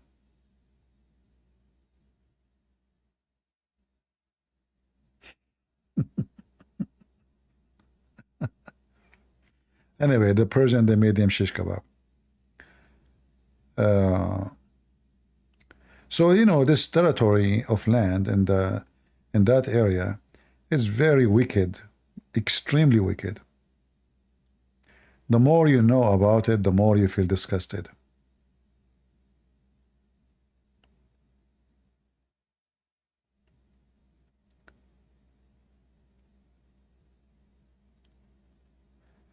Tuwiva Singer don't love Muslims, neither love Islam, but he's a businessman, he's a hypocrite.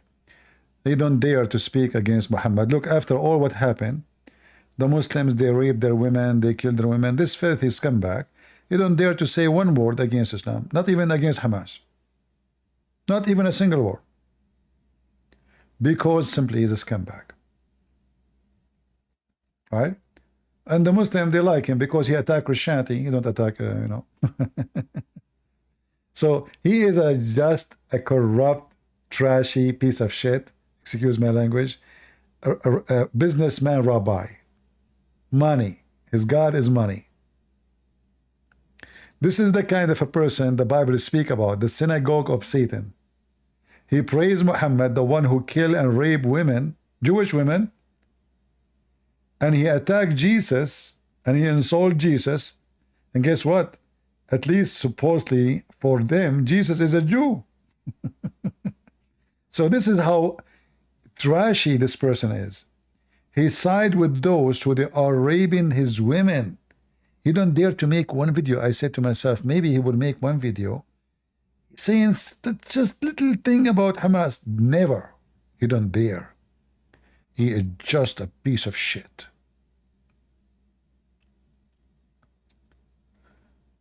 Does Mumu forgive sin? No, my friend. How he can forgive sin? Muhammad himself, his God said to him, may Allah forgive your sin, Muhammad. Allah, he said to Muhammad, may Allah forgive your sin, Muhammad.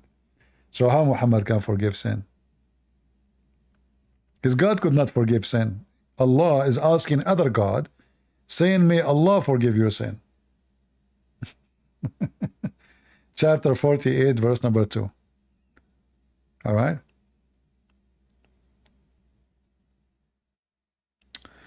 All right. I hope you have a good time. Feel free to download my video, share it. I wanted to share all this background, this information about geography, the biography, all the geopolitics in this trash land, which I say, thank God I'm not living there no more.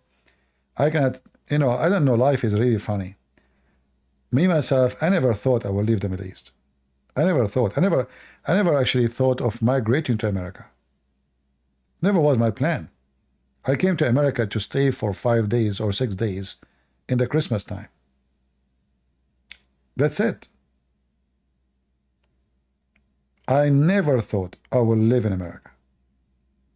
But again, life is really funny. You don't know how life can take you, where you will be, how you will be, It's really strange.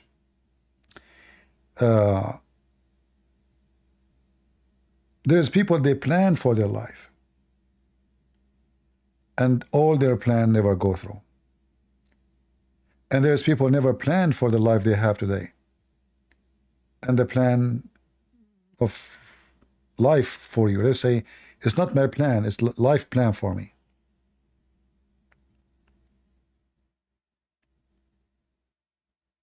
What do you think about Kuzil? Who is Kuzil? I'm not sure what you mean. Especially you are using this text. Strange for me.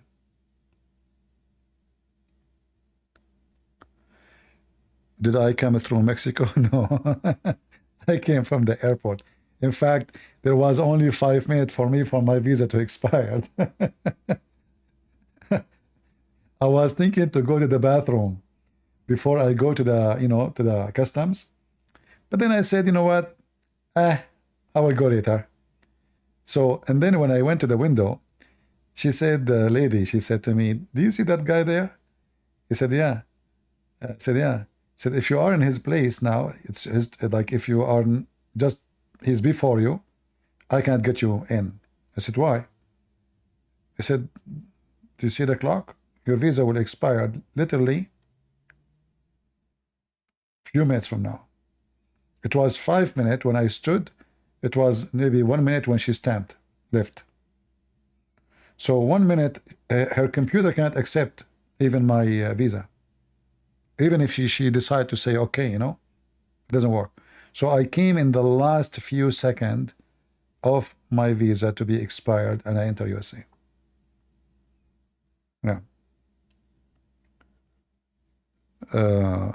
Again, this is like funny, when I apply for the visa, the American, they refuse. Everybody is young and single. Young and single, it's impossible. I gave me visa. I have no papers. I have no money. Like I did not provide money. You have to bring document. You have a bank account. You have you have to show how much money in the bank you have. You have to show a lot of money. I brought nothing with me. I have no papers. The woman, she asked me in the window, how much money you have? I said, why, you want to marry me? She laughed. She told the guy, did you hear what next to her? Did you hear what he said? She said, go sit there. I said, well, give me a passport. She said, go sit there. And then they called me to the accountant to pay. I got upset. I don't want to come to America. My mom, she insists, to go just for a few days. I was just doing it for my mom, just to leave me alone. And this is why I did not take papers. This is why I did not bring document, because I said if I don't, they are not giving visa to the one who have a lot of money in the bank. They bring reference. They bring they show them their own property. They have businesses. I brought nothing with me except the passport. And they gave me the visa, and the one they brought all the document. There's people wearing suit. They have Samsonites with them, They rejected them.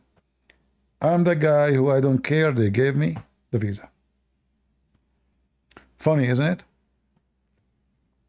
And everybody says, how you got, like when they, you should see people start asking me, did you pay somebody? Did you bribe somebody? I said, no, I don't know nobody.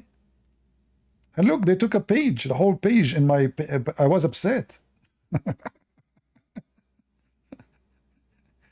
And then even after I took the visa, I did not buy a ticket until the last few days.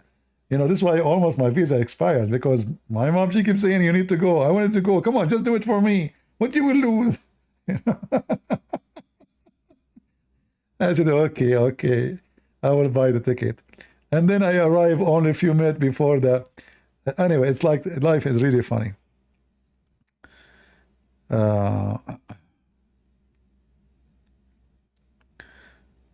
Life is funny.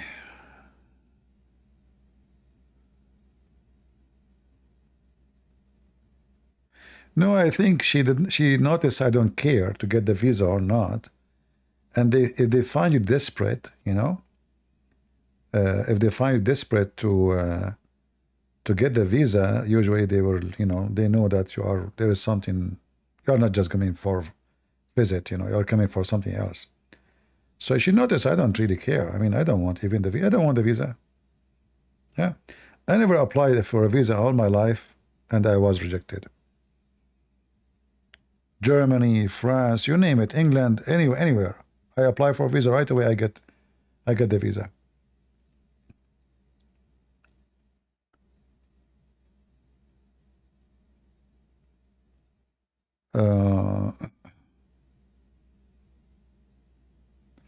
Anyway, if I did not come to America, I will not be here talking to you guys, because no way I will be in the Middle East speaking against Muhammad. I will be killed in 2 minutes. No matter how much protection you have, those filthy dogs are crazy. Terrorist.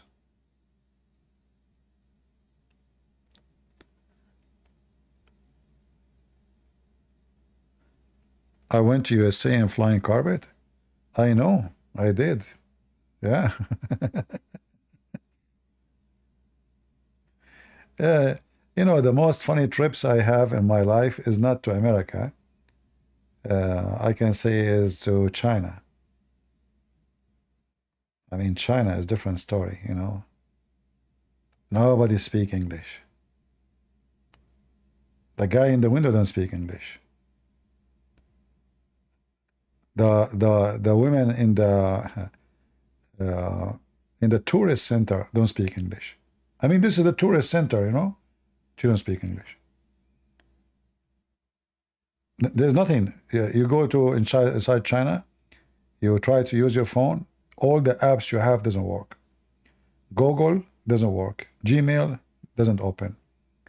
Like, you find yourself in a different world. Like, the second you enter China, it's totally different.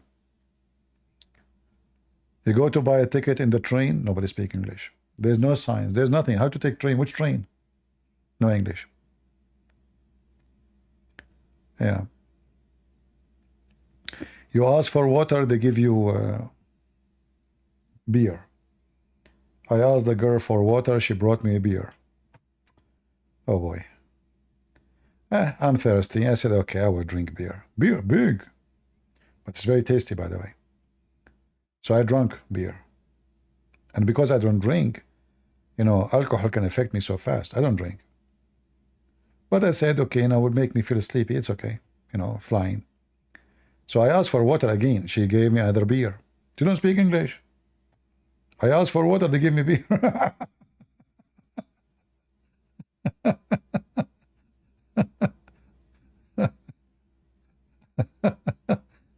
That would be a good trip for somebody is alcoholic.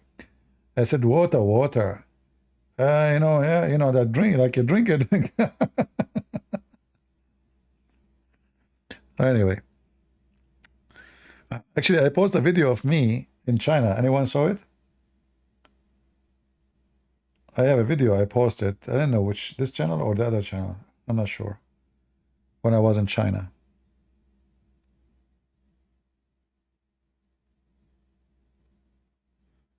And you go in the street, the police are watching everybody. There's a police car in every corner. In fact, there's a street I was crossing. There was, I think, like 6 police cars in just one across. And I have the phone in my hand recording all of them. They are looking at me. And because China does not have multi, let us say, ethnic, everybody there is Chinese. There's nothing but Chinese. So it was very easy to be spotted that I am not Chinese. And I thought I'm going to be arrested for recording. Yeah, it's easy to be noticed there because everybody's Chinese. There's no, like, in America, you find people, they are Asian, black, white, all kinds of people, Filipinos, Indonesian, you find everything. But in China, you walk in the street, you are the only one is not a Chinese. So it's obvious. CP, Israel easier with war if by shifting the war from Middle East to China, South Ocean. I don't know what that means. I have no idea what you mean, my friend. Anyway, I want to say to the mullahs of Iran, I decided to collect donation to buy grass and put it on the grave of Ismail Haniya. I never, there is something funny about funerals in Iran. They buy grass and they put it on you. Did you see the car with the grass? Literally grass, like a goat grass.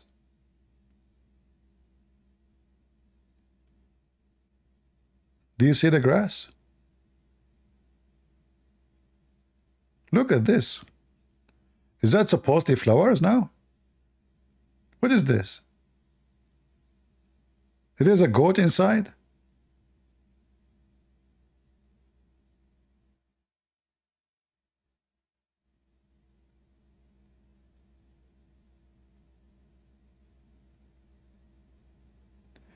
Israel alliance easier to win war if they shift from Middle East to China? What is that? This is a weird statement. What does Israel have to do with China? What's wrong with you? And why Israel want to shift the war from Middle East to, like somebody told you Israel is in Vietnam? Or Israel is Taiwan?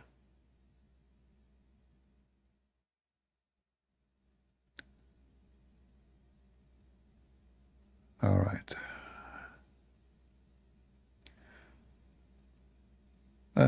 People, they have ideas. Yeah, I don't know what they put around him. And look, everybody want to touch the thing, It's like this guy become God suddenly. That's it. The mullah told them he is a good man, everybody, they force every employee of government to go out in the funeral. Those countries are run by dictators. It's not up to you to go in the funeral. You might think those people are coming voluntarily. No. It's the same as in North Korea. Communist and Muslim is the same. Do you remember when North Korea, the president, he died? The father of this pig? People are crying. Especially when they see the camera on them, Because everybody's scared. If the camera spotted him not crying, he will end dead. Those countries, all those emotion you see is fake. The mullah says everybody out, everybody out, everybody cry, everybody say hello, everybody say hello, everybody say takbir, everybody say takbir. That's why they never lose the election. So when you see this, you think, man, those people really, no, those are just forced to come out. And you have to show that you are loyal by, if you watch the funeral of the president of Iran, I mean, the most funny, silly, the guy was, he was like, he was talking on the phone and the camera came on him. He saw the camera and he started crying.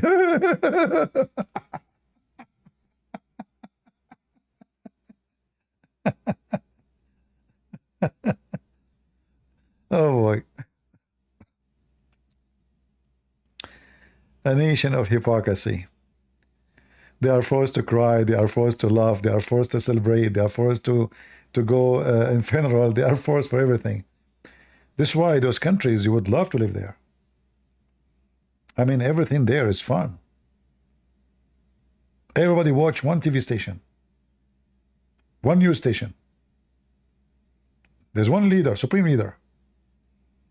And there's one commercial break. Death to America.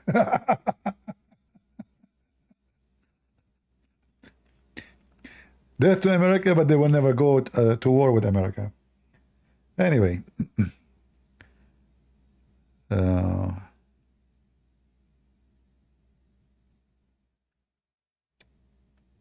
Well, I believe the future of China is going to change. It's just a matter of time.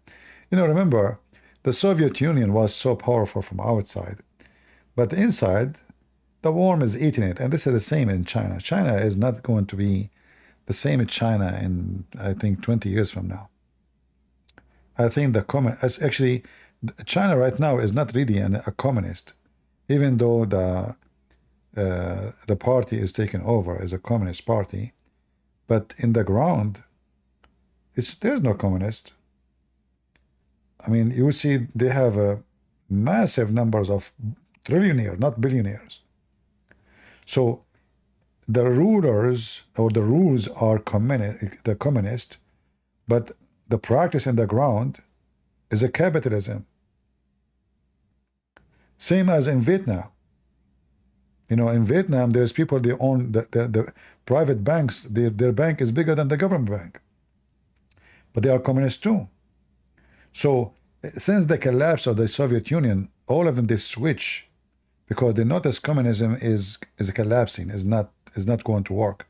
So they adopt the capital, let us say, method of America and the West, and they merge it under the Communist Party.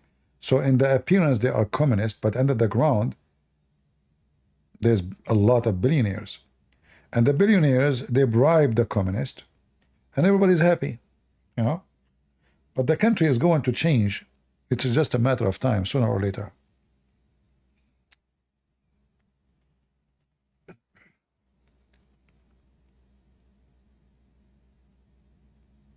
Do you think Turkey trying to team up with Russia against Israel? First of all, Russia is not against Israel. Secondly, Turkey can team up with whoever. Still, Israel can demolish Turkey and whoever. People mistakenly think that Russia is against Israel. Russia is, in fact, was doing good with Israel for many years. As an example, the Israeli, they hit in Syria almost every day. And the Russians, they never intervened. And that was an exchange that the Israeli will not support Ukraine. You see? So there is always, like, you know, this is what people think. It's just about, you know, they hate the Jews. No, this is about business. So if Israel decide to support Ukraine, and this is what's happening right now, like slowly, this is why Russia is going more aggression against Israel. Otherwise, Russia is always, you know, whatever Israel do, they keep their mouth shut. The Israeli, they hit Syria every day.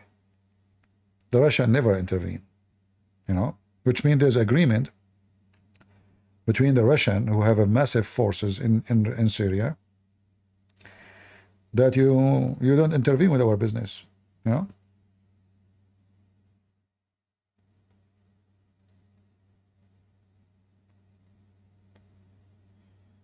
All right. Is Russia supporting Hamas? I say no. Russia killed tens of thousands of Hamas in Syria.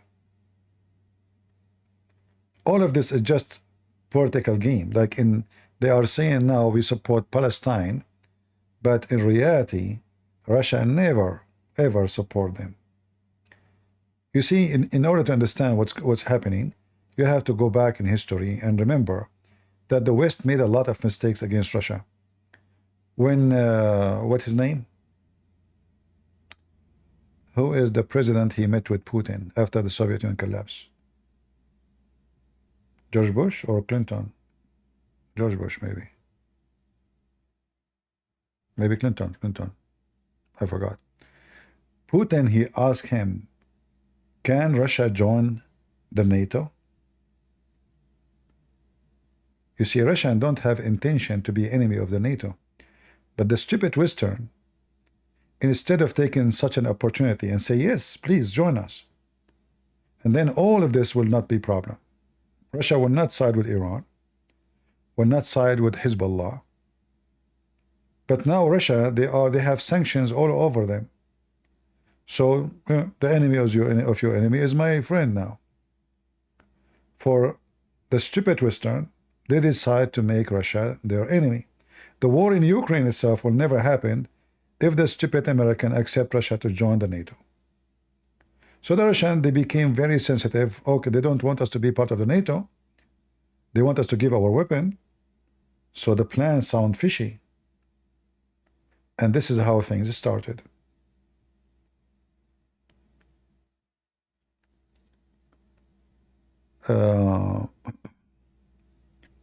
So, you know, Iran is against America. America is against Russia. Iran have borders with Russia. Okay, friends. I help you, you help me. Why not? It's not about religion. It's about benefit. Same as now China and Russia, they are getting closer. Why? Because those stupid Western, they are putting sanctions on everybody, even the Chinese. Why? If America keep using sanctions over everybody, that will not make things work good.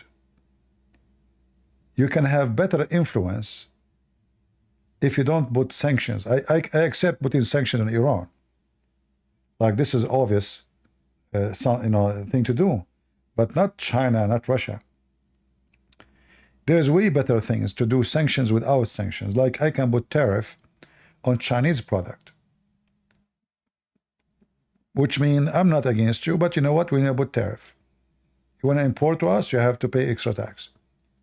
This way you can lower their, almost you can demolish it, come into your country without making any aggression against them. But putting sanctions on banks, putting sanctions in businesses, putting sanctions in everything, that will make like your enemy. All those who have sanctions now became friends against America. So what the Americans, they were successful to do, they were able to unite the enemies of America because they created enemies. Not a smart move.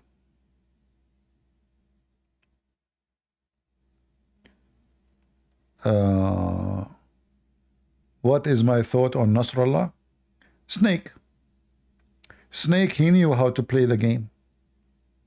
You know? He's a snake. Like all Middle Eastern leaders. They bite each other. They betray each other. Snakes.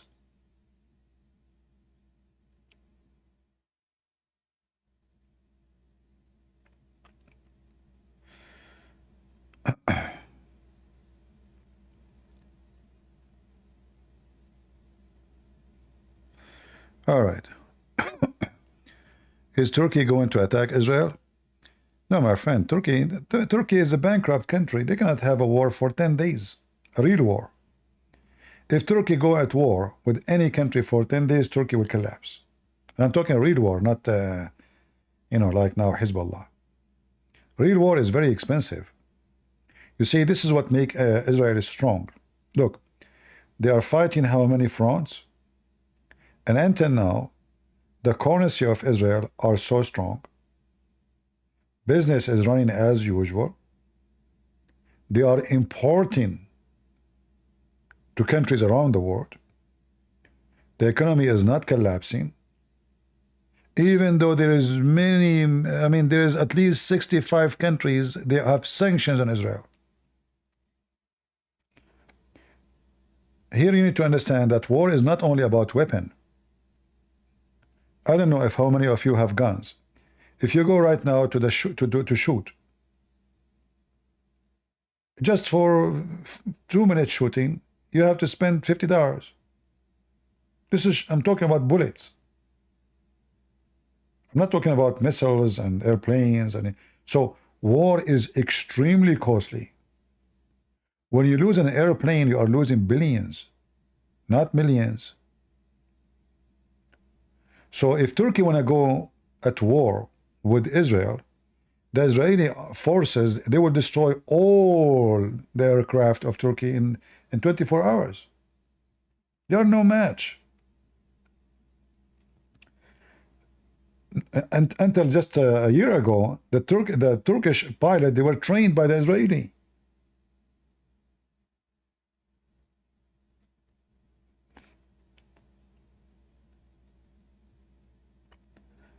What do you think about prisoner swamp with Russia? I mean, this is a game. The Russian, they arrest anyone, accuse him of anything, so they can do this swamp. And the American are stupid. Why American go to Russia? They knew you will be arrested to use you.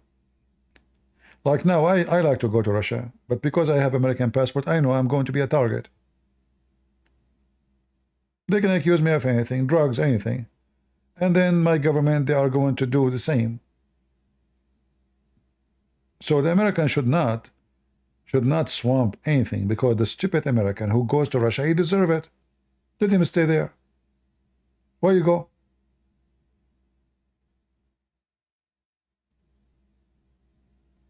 Right? If you are stupid, why you want to go to a country you know they are going to kidnap you? That's because you're stupid. And if you're stupid, you should handle your stupidity by yourself.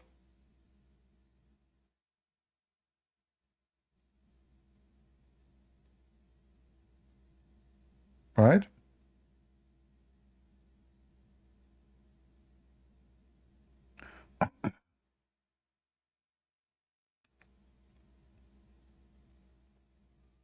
Like, imagine I go to Iran. Well, I must be stupid. Seriously stupid to go. You know what will happen to you if you go there.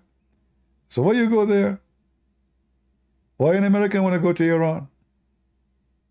Because you're stupid. And if you're stupid, why I want to exchange someone for a criminal in jail, in my jail, because someone stupid decided to go there to take selfie? Let him stay there.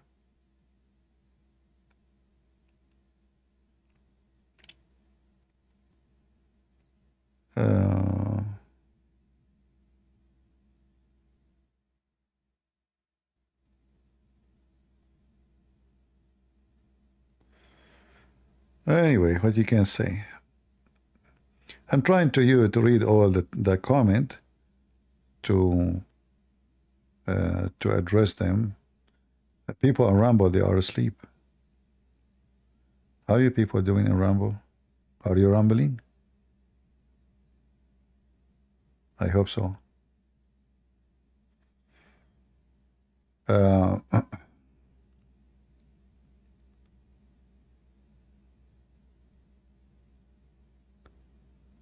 Let us see.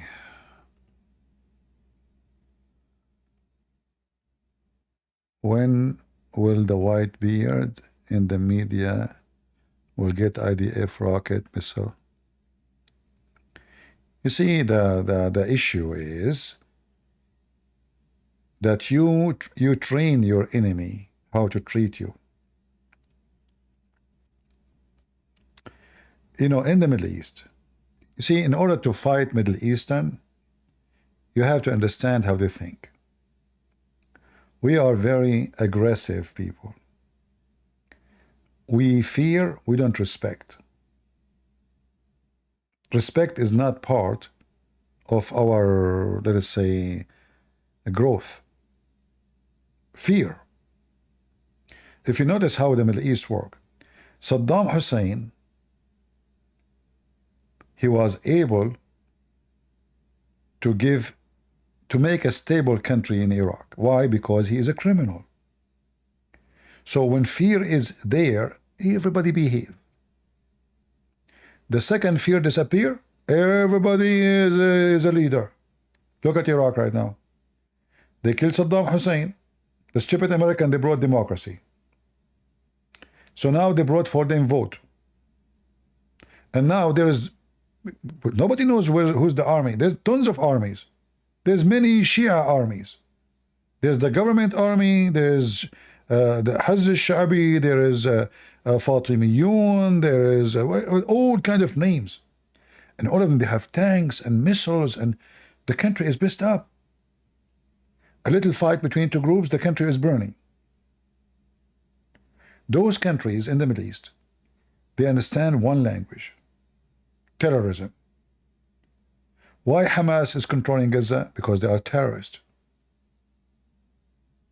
They are terrorists. The second, if they become a friendly, the terrorists themselves will be killed. So simply in the Middle East, a terrorist, he killed the terrorist before him and he take over. Democracy doesn't work because people are savage. So in order to live in a savage community like this, will you have to be savage too? This is why the Israeli don't fit there. The Israeli democracy and those liberals, the hippies, you know, peace, peace, you know, they are dancing next to Gaza. What they do to them, they raid them, they kidnap them, they kill them. Because they are stupid, they don't fit. Those are Jews who, many of them grow in Europe, and they are coming with their hippie mentality, you know. So they are in the land where if you are a hippie, they will kill you, they will burn you alive. And they are thinking that they can have peace. They love people of Gaza. Do you see this woman with her name? The woman, she was freed. They are saying now she is a Bratnet. From who? I don't know. She was there for 9 months. Anyway, so hippie, you know, gay festival, etc.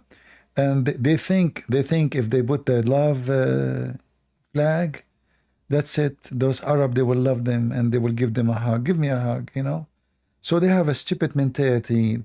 They are disconnected with the location they are in. And this is why the Israeli, if they are the friendly kind, they don't fit there. They should leave Israel. Those liberals, they don't fit. They are in the wrong place. So in order for Israel to survive and thrive, they have to understand the blood language. This is the only language they understand. They bow down to you when you are powerful, scary. They will kidnap your women, kill your children when you are weak. So all the neighbors, they felt, because of Netanyahu, you know, peace agreement and etc. And then what happened in October 7, they felt that Israel becomes so weak. And the leadership is so dummy. This Netanyahu is the worst ever. So they hit, he do nothing. They hit again, they do nothing. They hit again, he do nothing. So now they said, oh, those people are really scared. They keep saying we will not go at war. And now you will see every dog around him, he is barking. So Israel is like a sleeping lion for now. When the lion wake up, all those dogs will be in the run. And this lion will be asleep until Netanyahu go. They have to replace him with someone aggressive.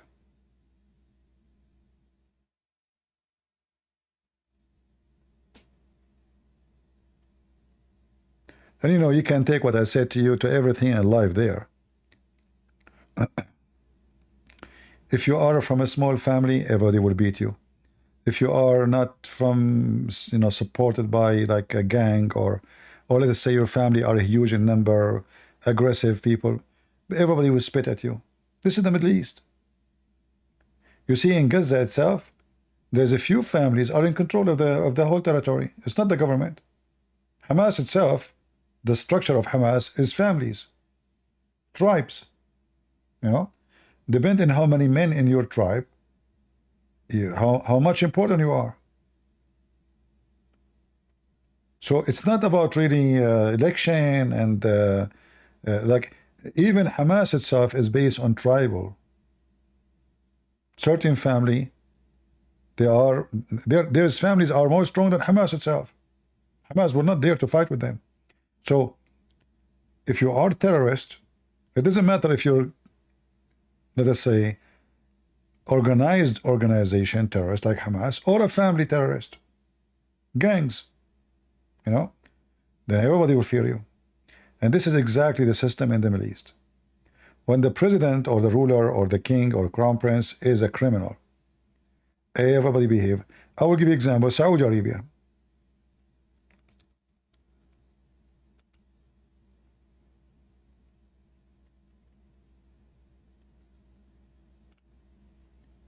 We heard that the crown prince, he killed this guy in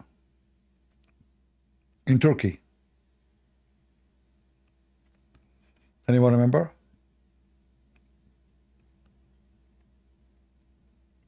Khashoggi. They made him shish kebab. The guy, he entered the embassy. They cut him pieces, literally.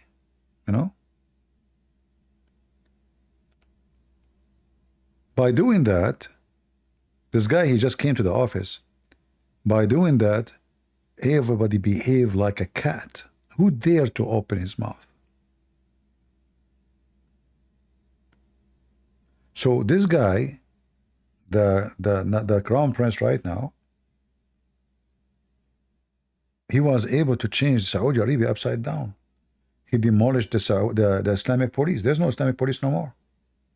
I mean, me myself, I never thought for a second that Saudi Arabia would change that fast. But you know what? He's a criminal. So imagine all the sheikhs in Saudi Arabia, nobody dared to open his mouth. And if one of them open his mouth, he is dead. If I show you the rest, the list, let me see.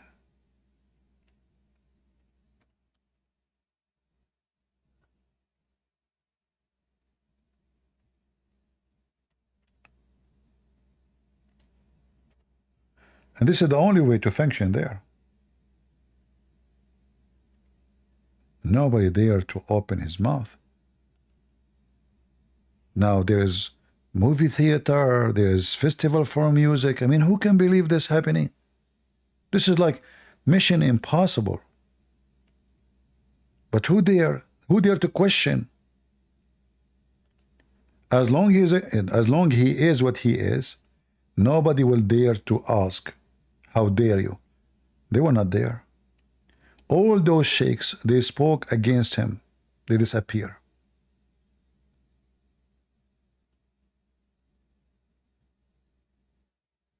This is just a few.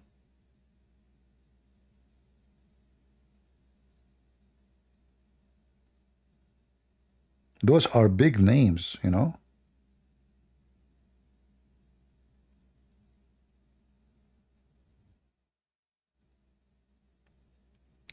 This guy, the one you see in the right, he have, I think, 4 million subscribers in Twitter or Facebook. 4 or 5 millions. The one you see his head in the right of the screen. He just said, I saw a dream. He make a video, it's not even 5 minutes, in YouTube or in Twitter. He saw a dream. They took him. He disappeared.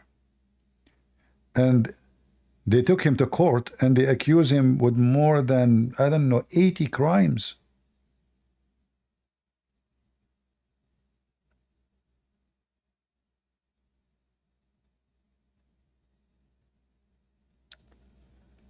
So the reason I'm showing you this is how the Middle East can be ruled.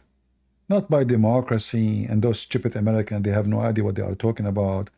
And the Israeli, they think they can sign agreement. Those countries, you sign peace agreement with Emirat. Well, tomorrow, if a coup happened, all this peace agreement is a piece of shit. Those countries are not, nothing happened there by election. There's nothing. The democracy has never exist, will never exist too. There is a beast. The one who is in the office right now is a beast. And the one who will be after him, he have to be stronger beast who killed the previous beast. As simple as that.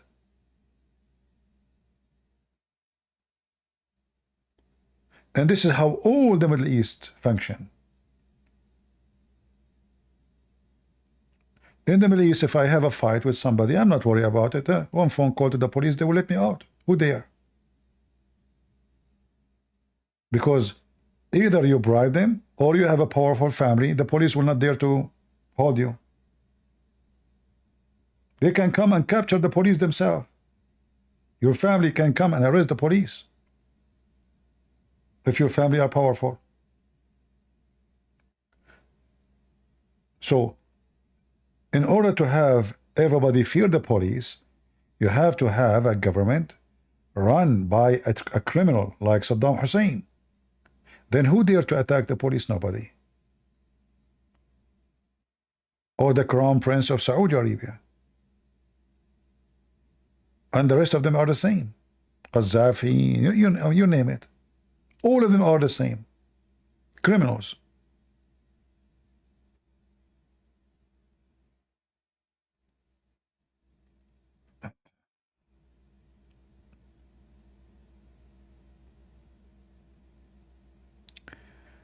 Is it true that Muslims are not allowed to keep a peace agreement? Yes, it's true.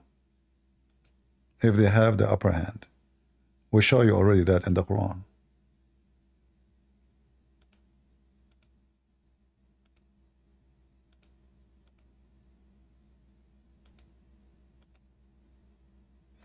Anyway.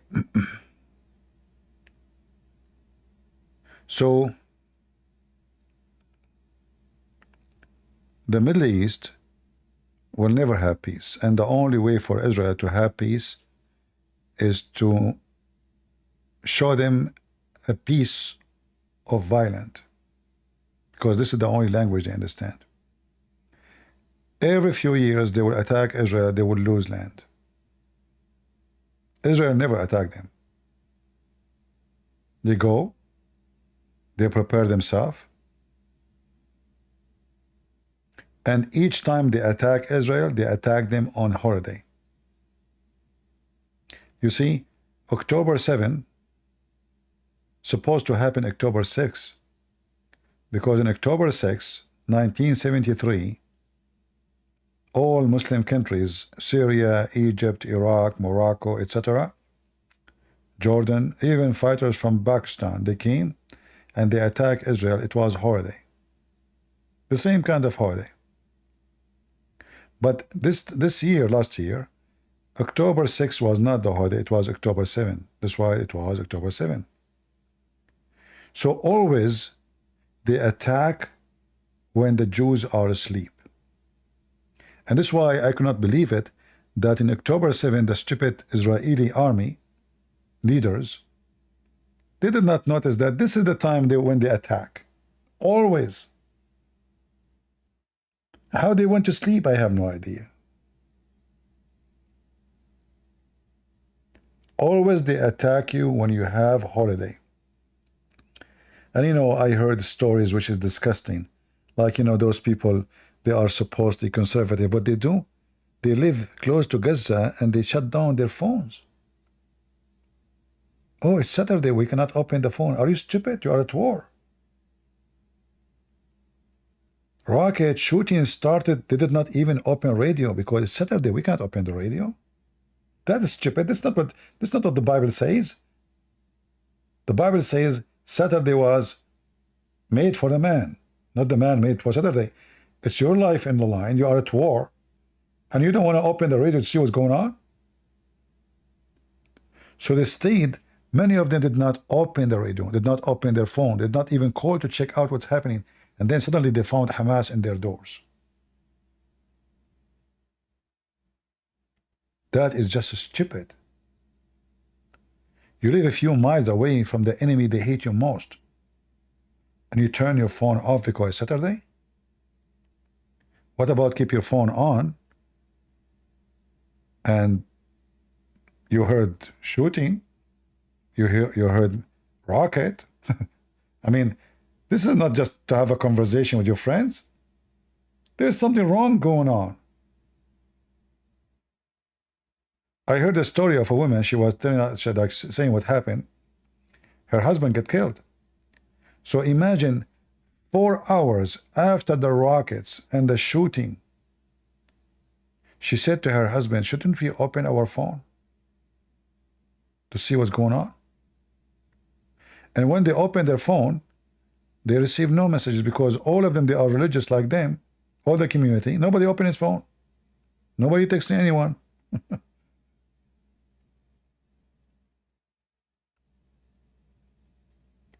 So those things,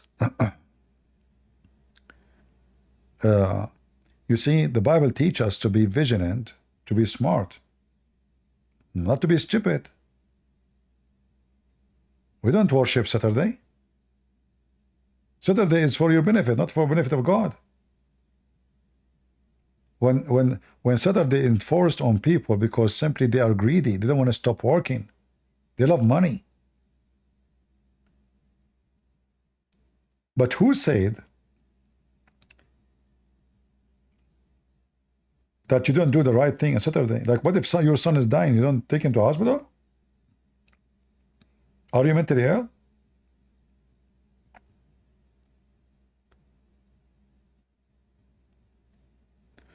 So what happened in October 7 is a disaster, yes, but I believe it's a great thing happened. Why? Because the Israeli, they learned a lesson they will never forget, and I hope they will never forget for the coming 100 years. That never close your eyes. The enemy is just waiting for opportunity. Never depend on technology alone. And never trust a wall. I mean, it took them 2 minutes to destroy the wall. Imagine the Israeli, they allowed them to have those big, caterpillar machines. It took them 2 minutes to destroy the wall. What this wall for? What about around the walls, the whole long of the border, you put anti-tank, booty traps, all kind of things to secure your border so no cars can go through, no motorcycle, nothing, just close it. And you can leave maybe a little tiny space in case. And that will be monitored very carefully.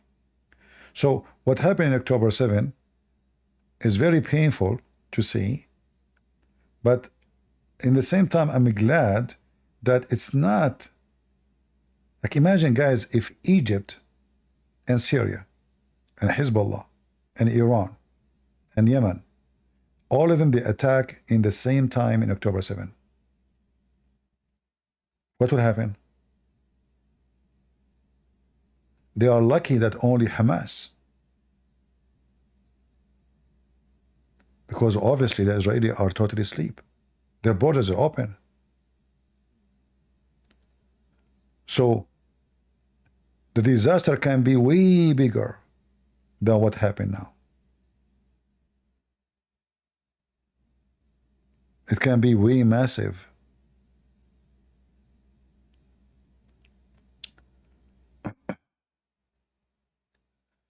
Do you ever get down when looking at the state of the world event, or is just me? Be a woman emotional? I don't know what they mean. I don't get down. I'm always up. I'm not sure what do you mean. Uh, you know, being born in the Middle East, growing up there, I know exactly how people think. I know what can prevent them from attacking Israel. It's not a peace agreement. It's just Israel being strong, scary. If Israel lost its, let us say, ability to be scary, trust me, they would demolish Israel in 2 hours. They would eat the Israeli alive. And October 7 is just a little example of what can happen if the Israeli repeat the same stupid mistake again.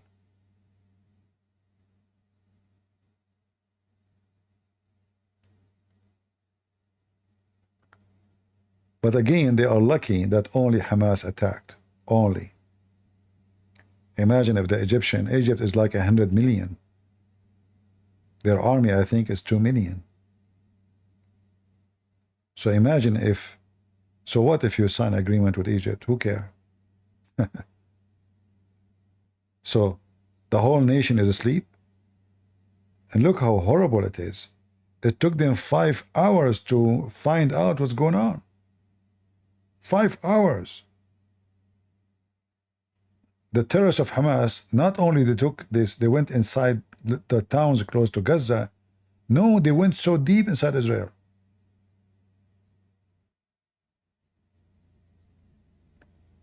Most of them get killed. Most of those terrorists, they never came back. But still, it was a very horrible day to Israel. How that happened, it was a disaster.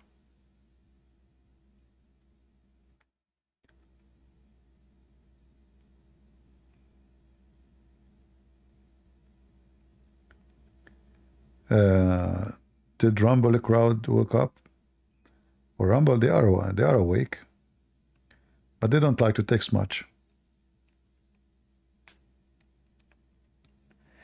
Anyway, for me, I believe that Netanyahu should be replaced by someone is aggressive, not someone is liberal. Someone he don't fear to go to war.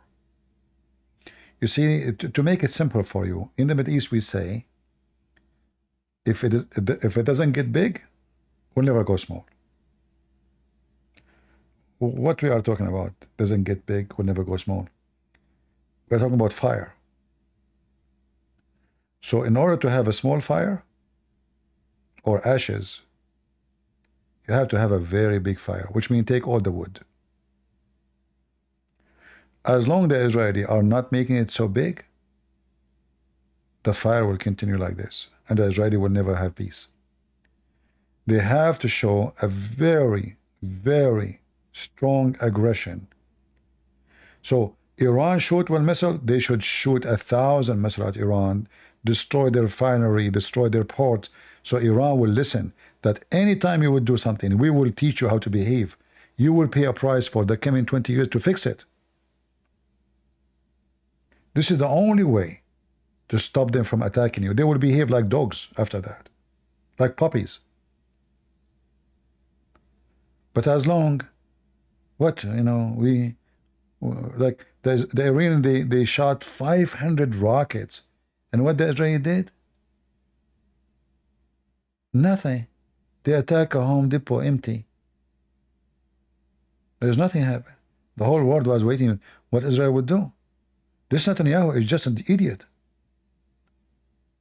Oh, the American told him, don't. Who cares? You do what you need to do. If the Iranian, they hit 500 rocket and the Israeli return with nothing, what you are saying to the Iranian, hit me more, I will do nothing. Same Hezbollah.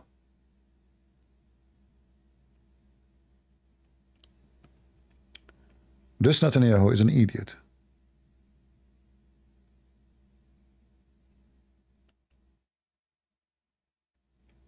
If you give me the army of Israel for 10 days,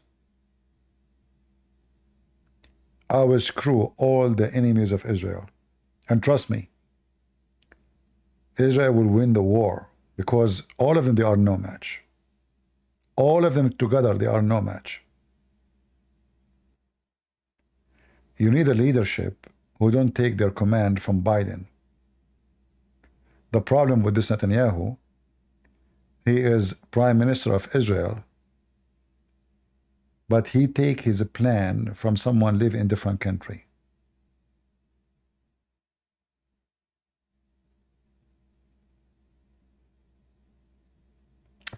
All right, I'm not going to keep you longer. What international pressure? My friend, now international pressure is getting bigger now, because you know, you turn yourself to be the criminal instead of being the victim because you make it so long. If Netanyahu finished this war in 10 days with all his neighbors, he settled the score down in 10 days, things will not be the same. This guy is an idiot. He can finish it all in 10 days. He can wipe Hamas. You do not need to send the army you do not even need to destroy the tunnels. Leave them. But when you show them that when you attack me, this is what happened to you, that's it. You do not need to take a year, and you are not done yet. Same for Hezbollah. He can wipe the ground with them. They will never dare to shoot again. If either you decide to go at war or you go to sleep. What they did is very wrong. They are like, you know, the Israeli army is like going on a picnic. The whole Gaza should be finished in what, two weeks maximum.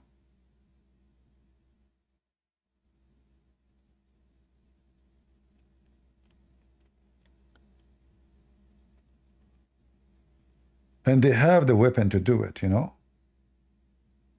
They have you know, anyone watched the video when they killed this guy, his name Daif?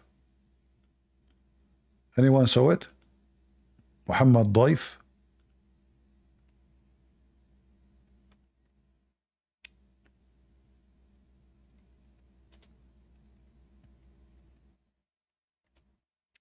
If you watch the video,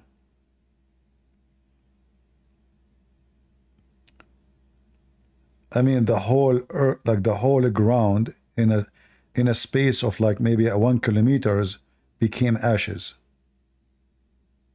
Literally.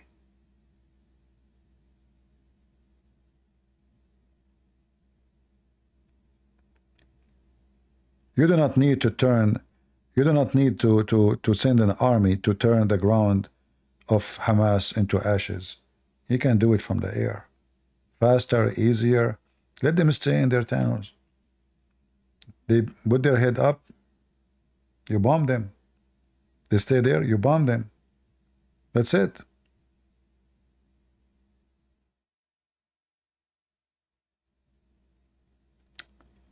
But anyway, we are not in charge. And we just see, we just monitor. We are not the one who have the say in this madness. In fact, nobody listened to us.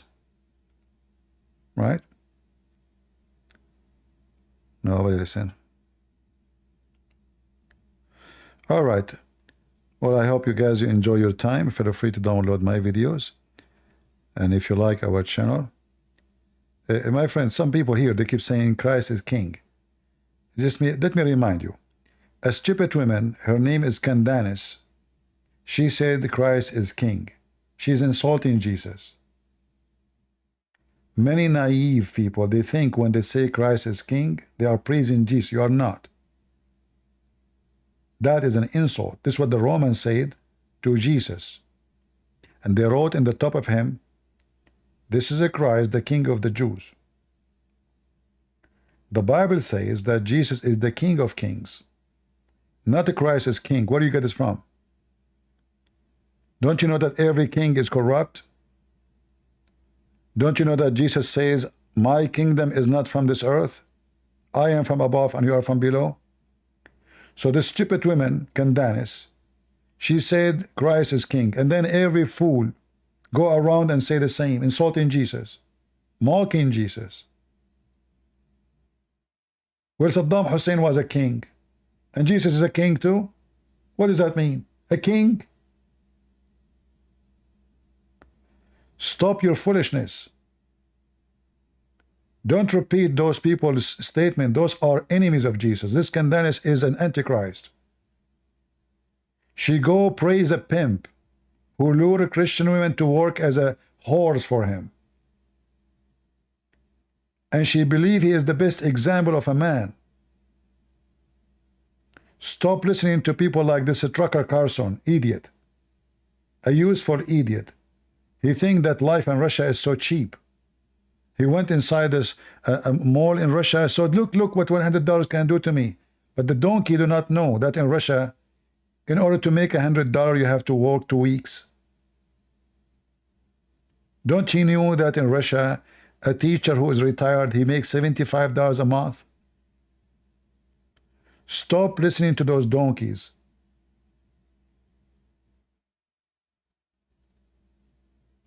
If you want to say Jesus is king, you say he's the king of kings. All kings are corrupt. Have you ever seen a king is not? So Christ is not king. He is the king of kings, and his kingdom is not in this earth. So either you say something useful, otherwise you are mocking Jesus. You are not praising Jesus.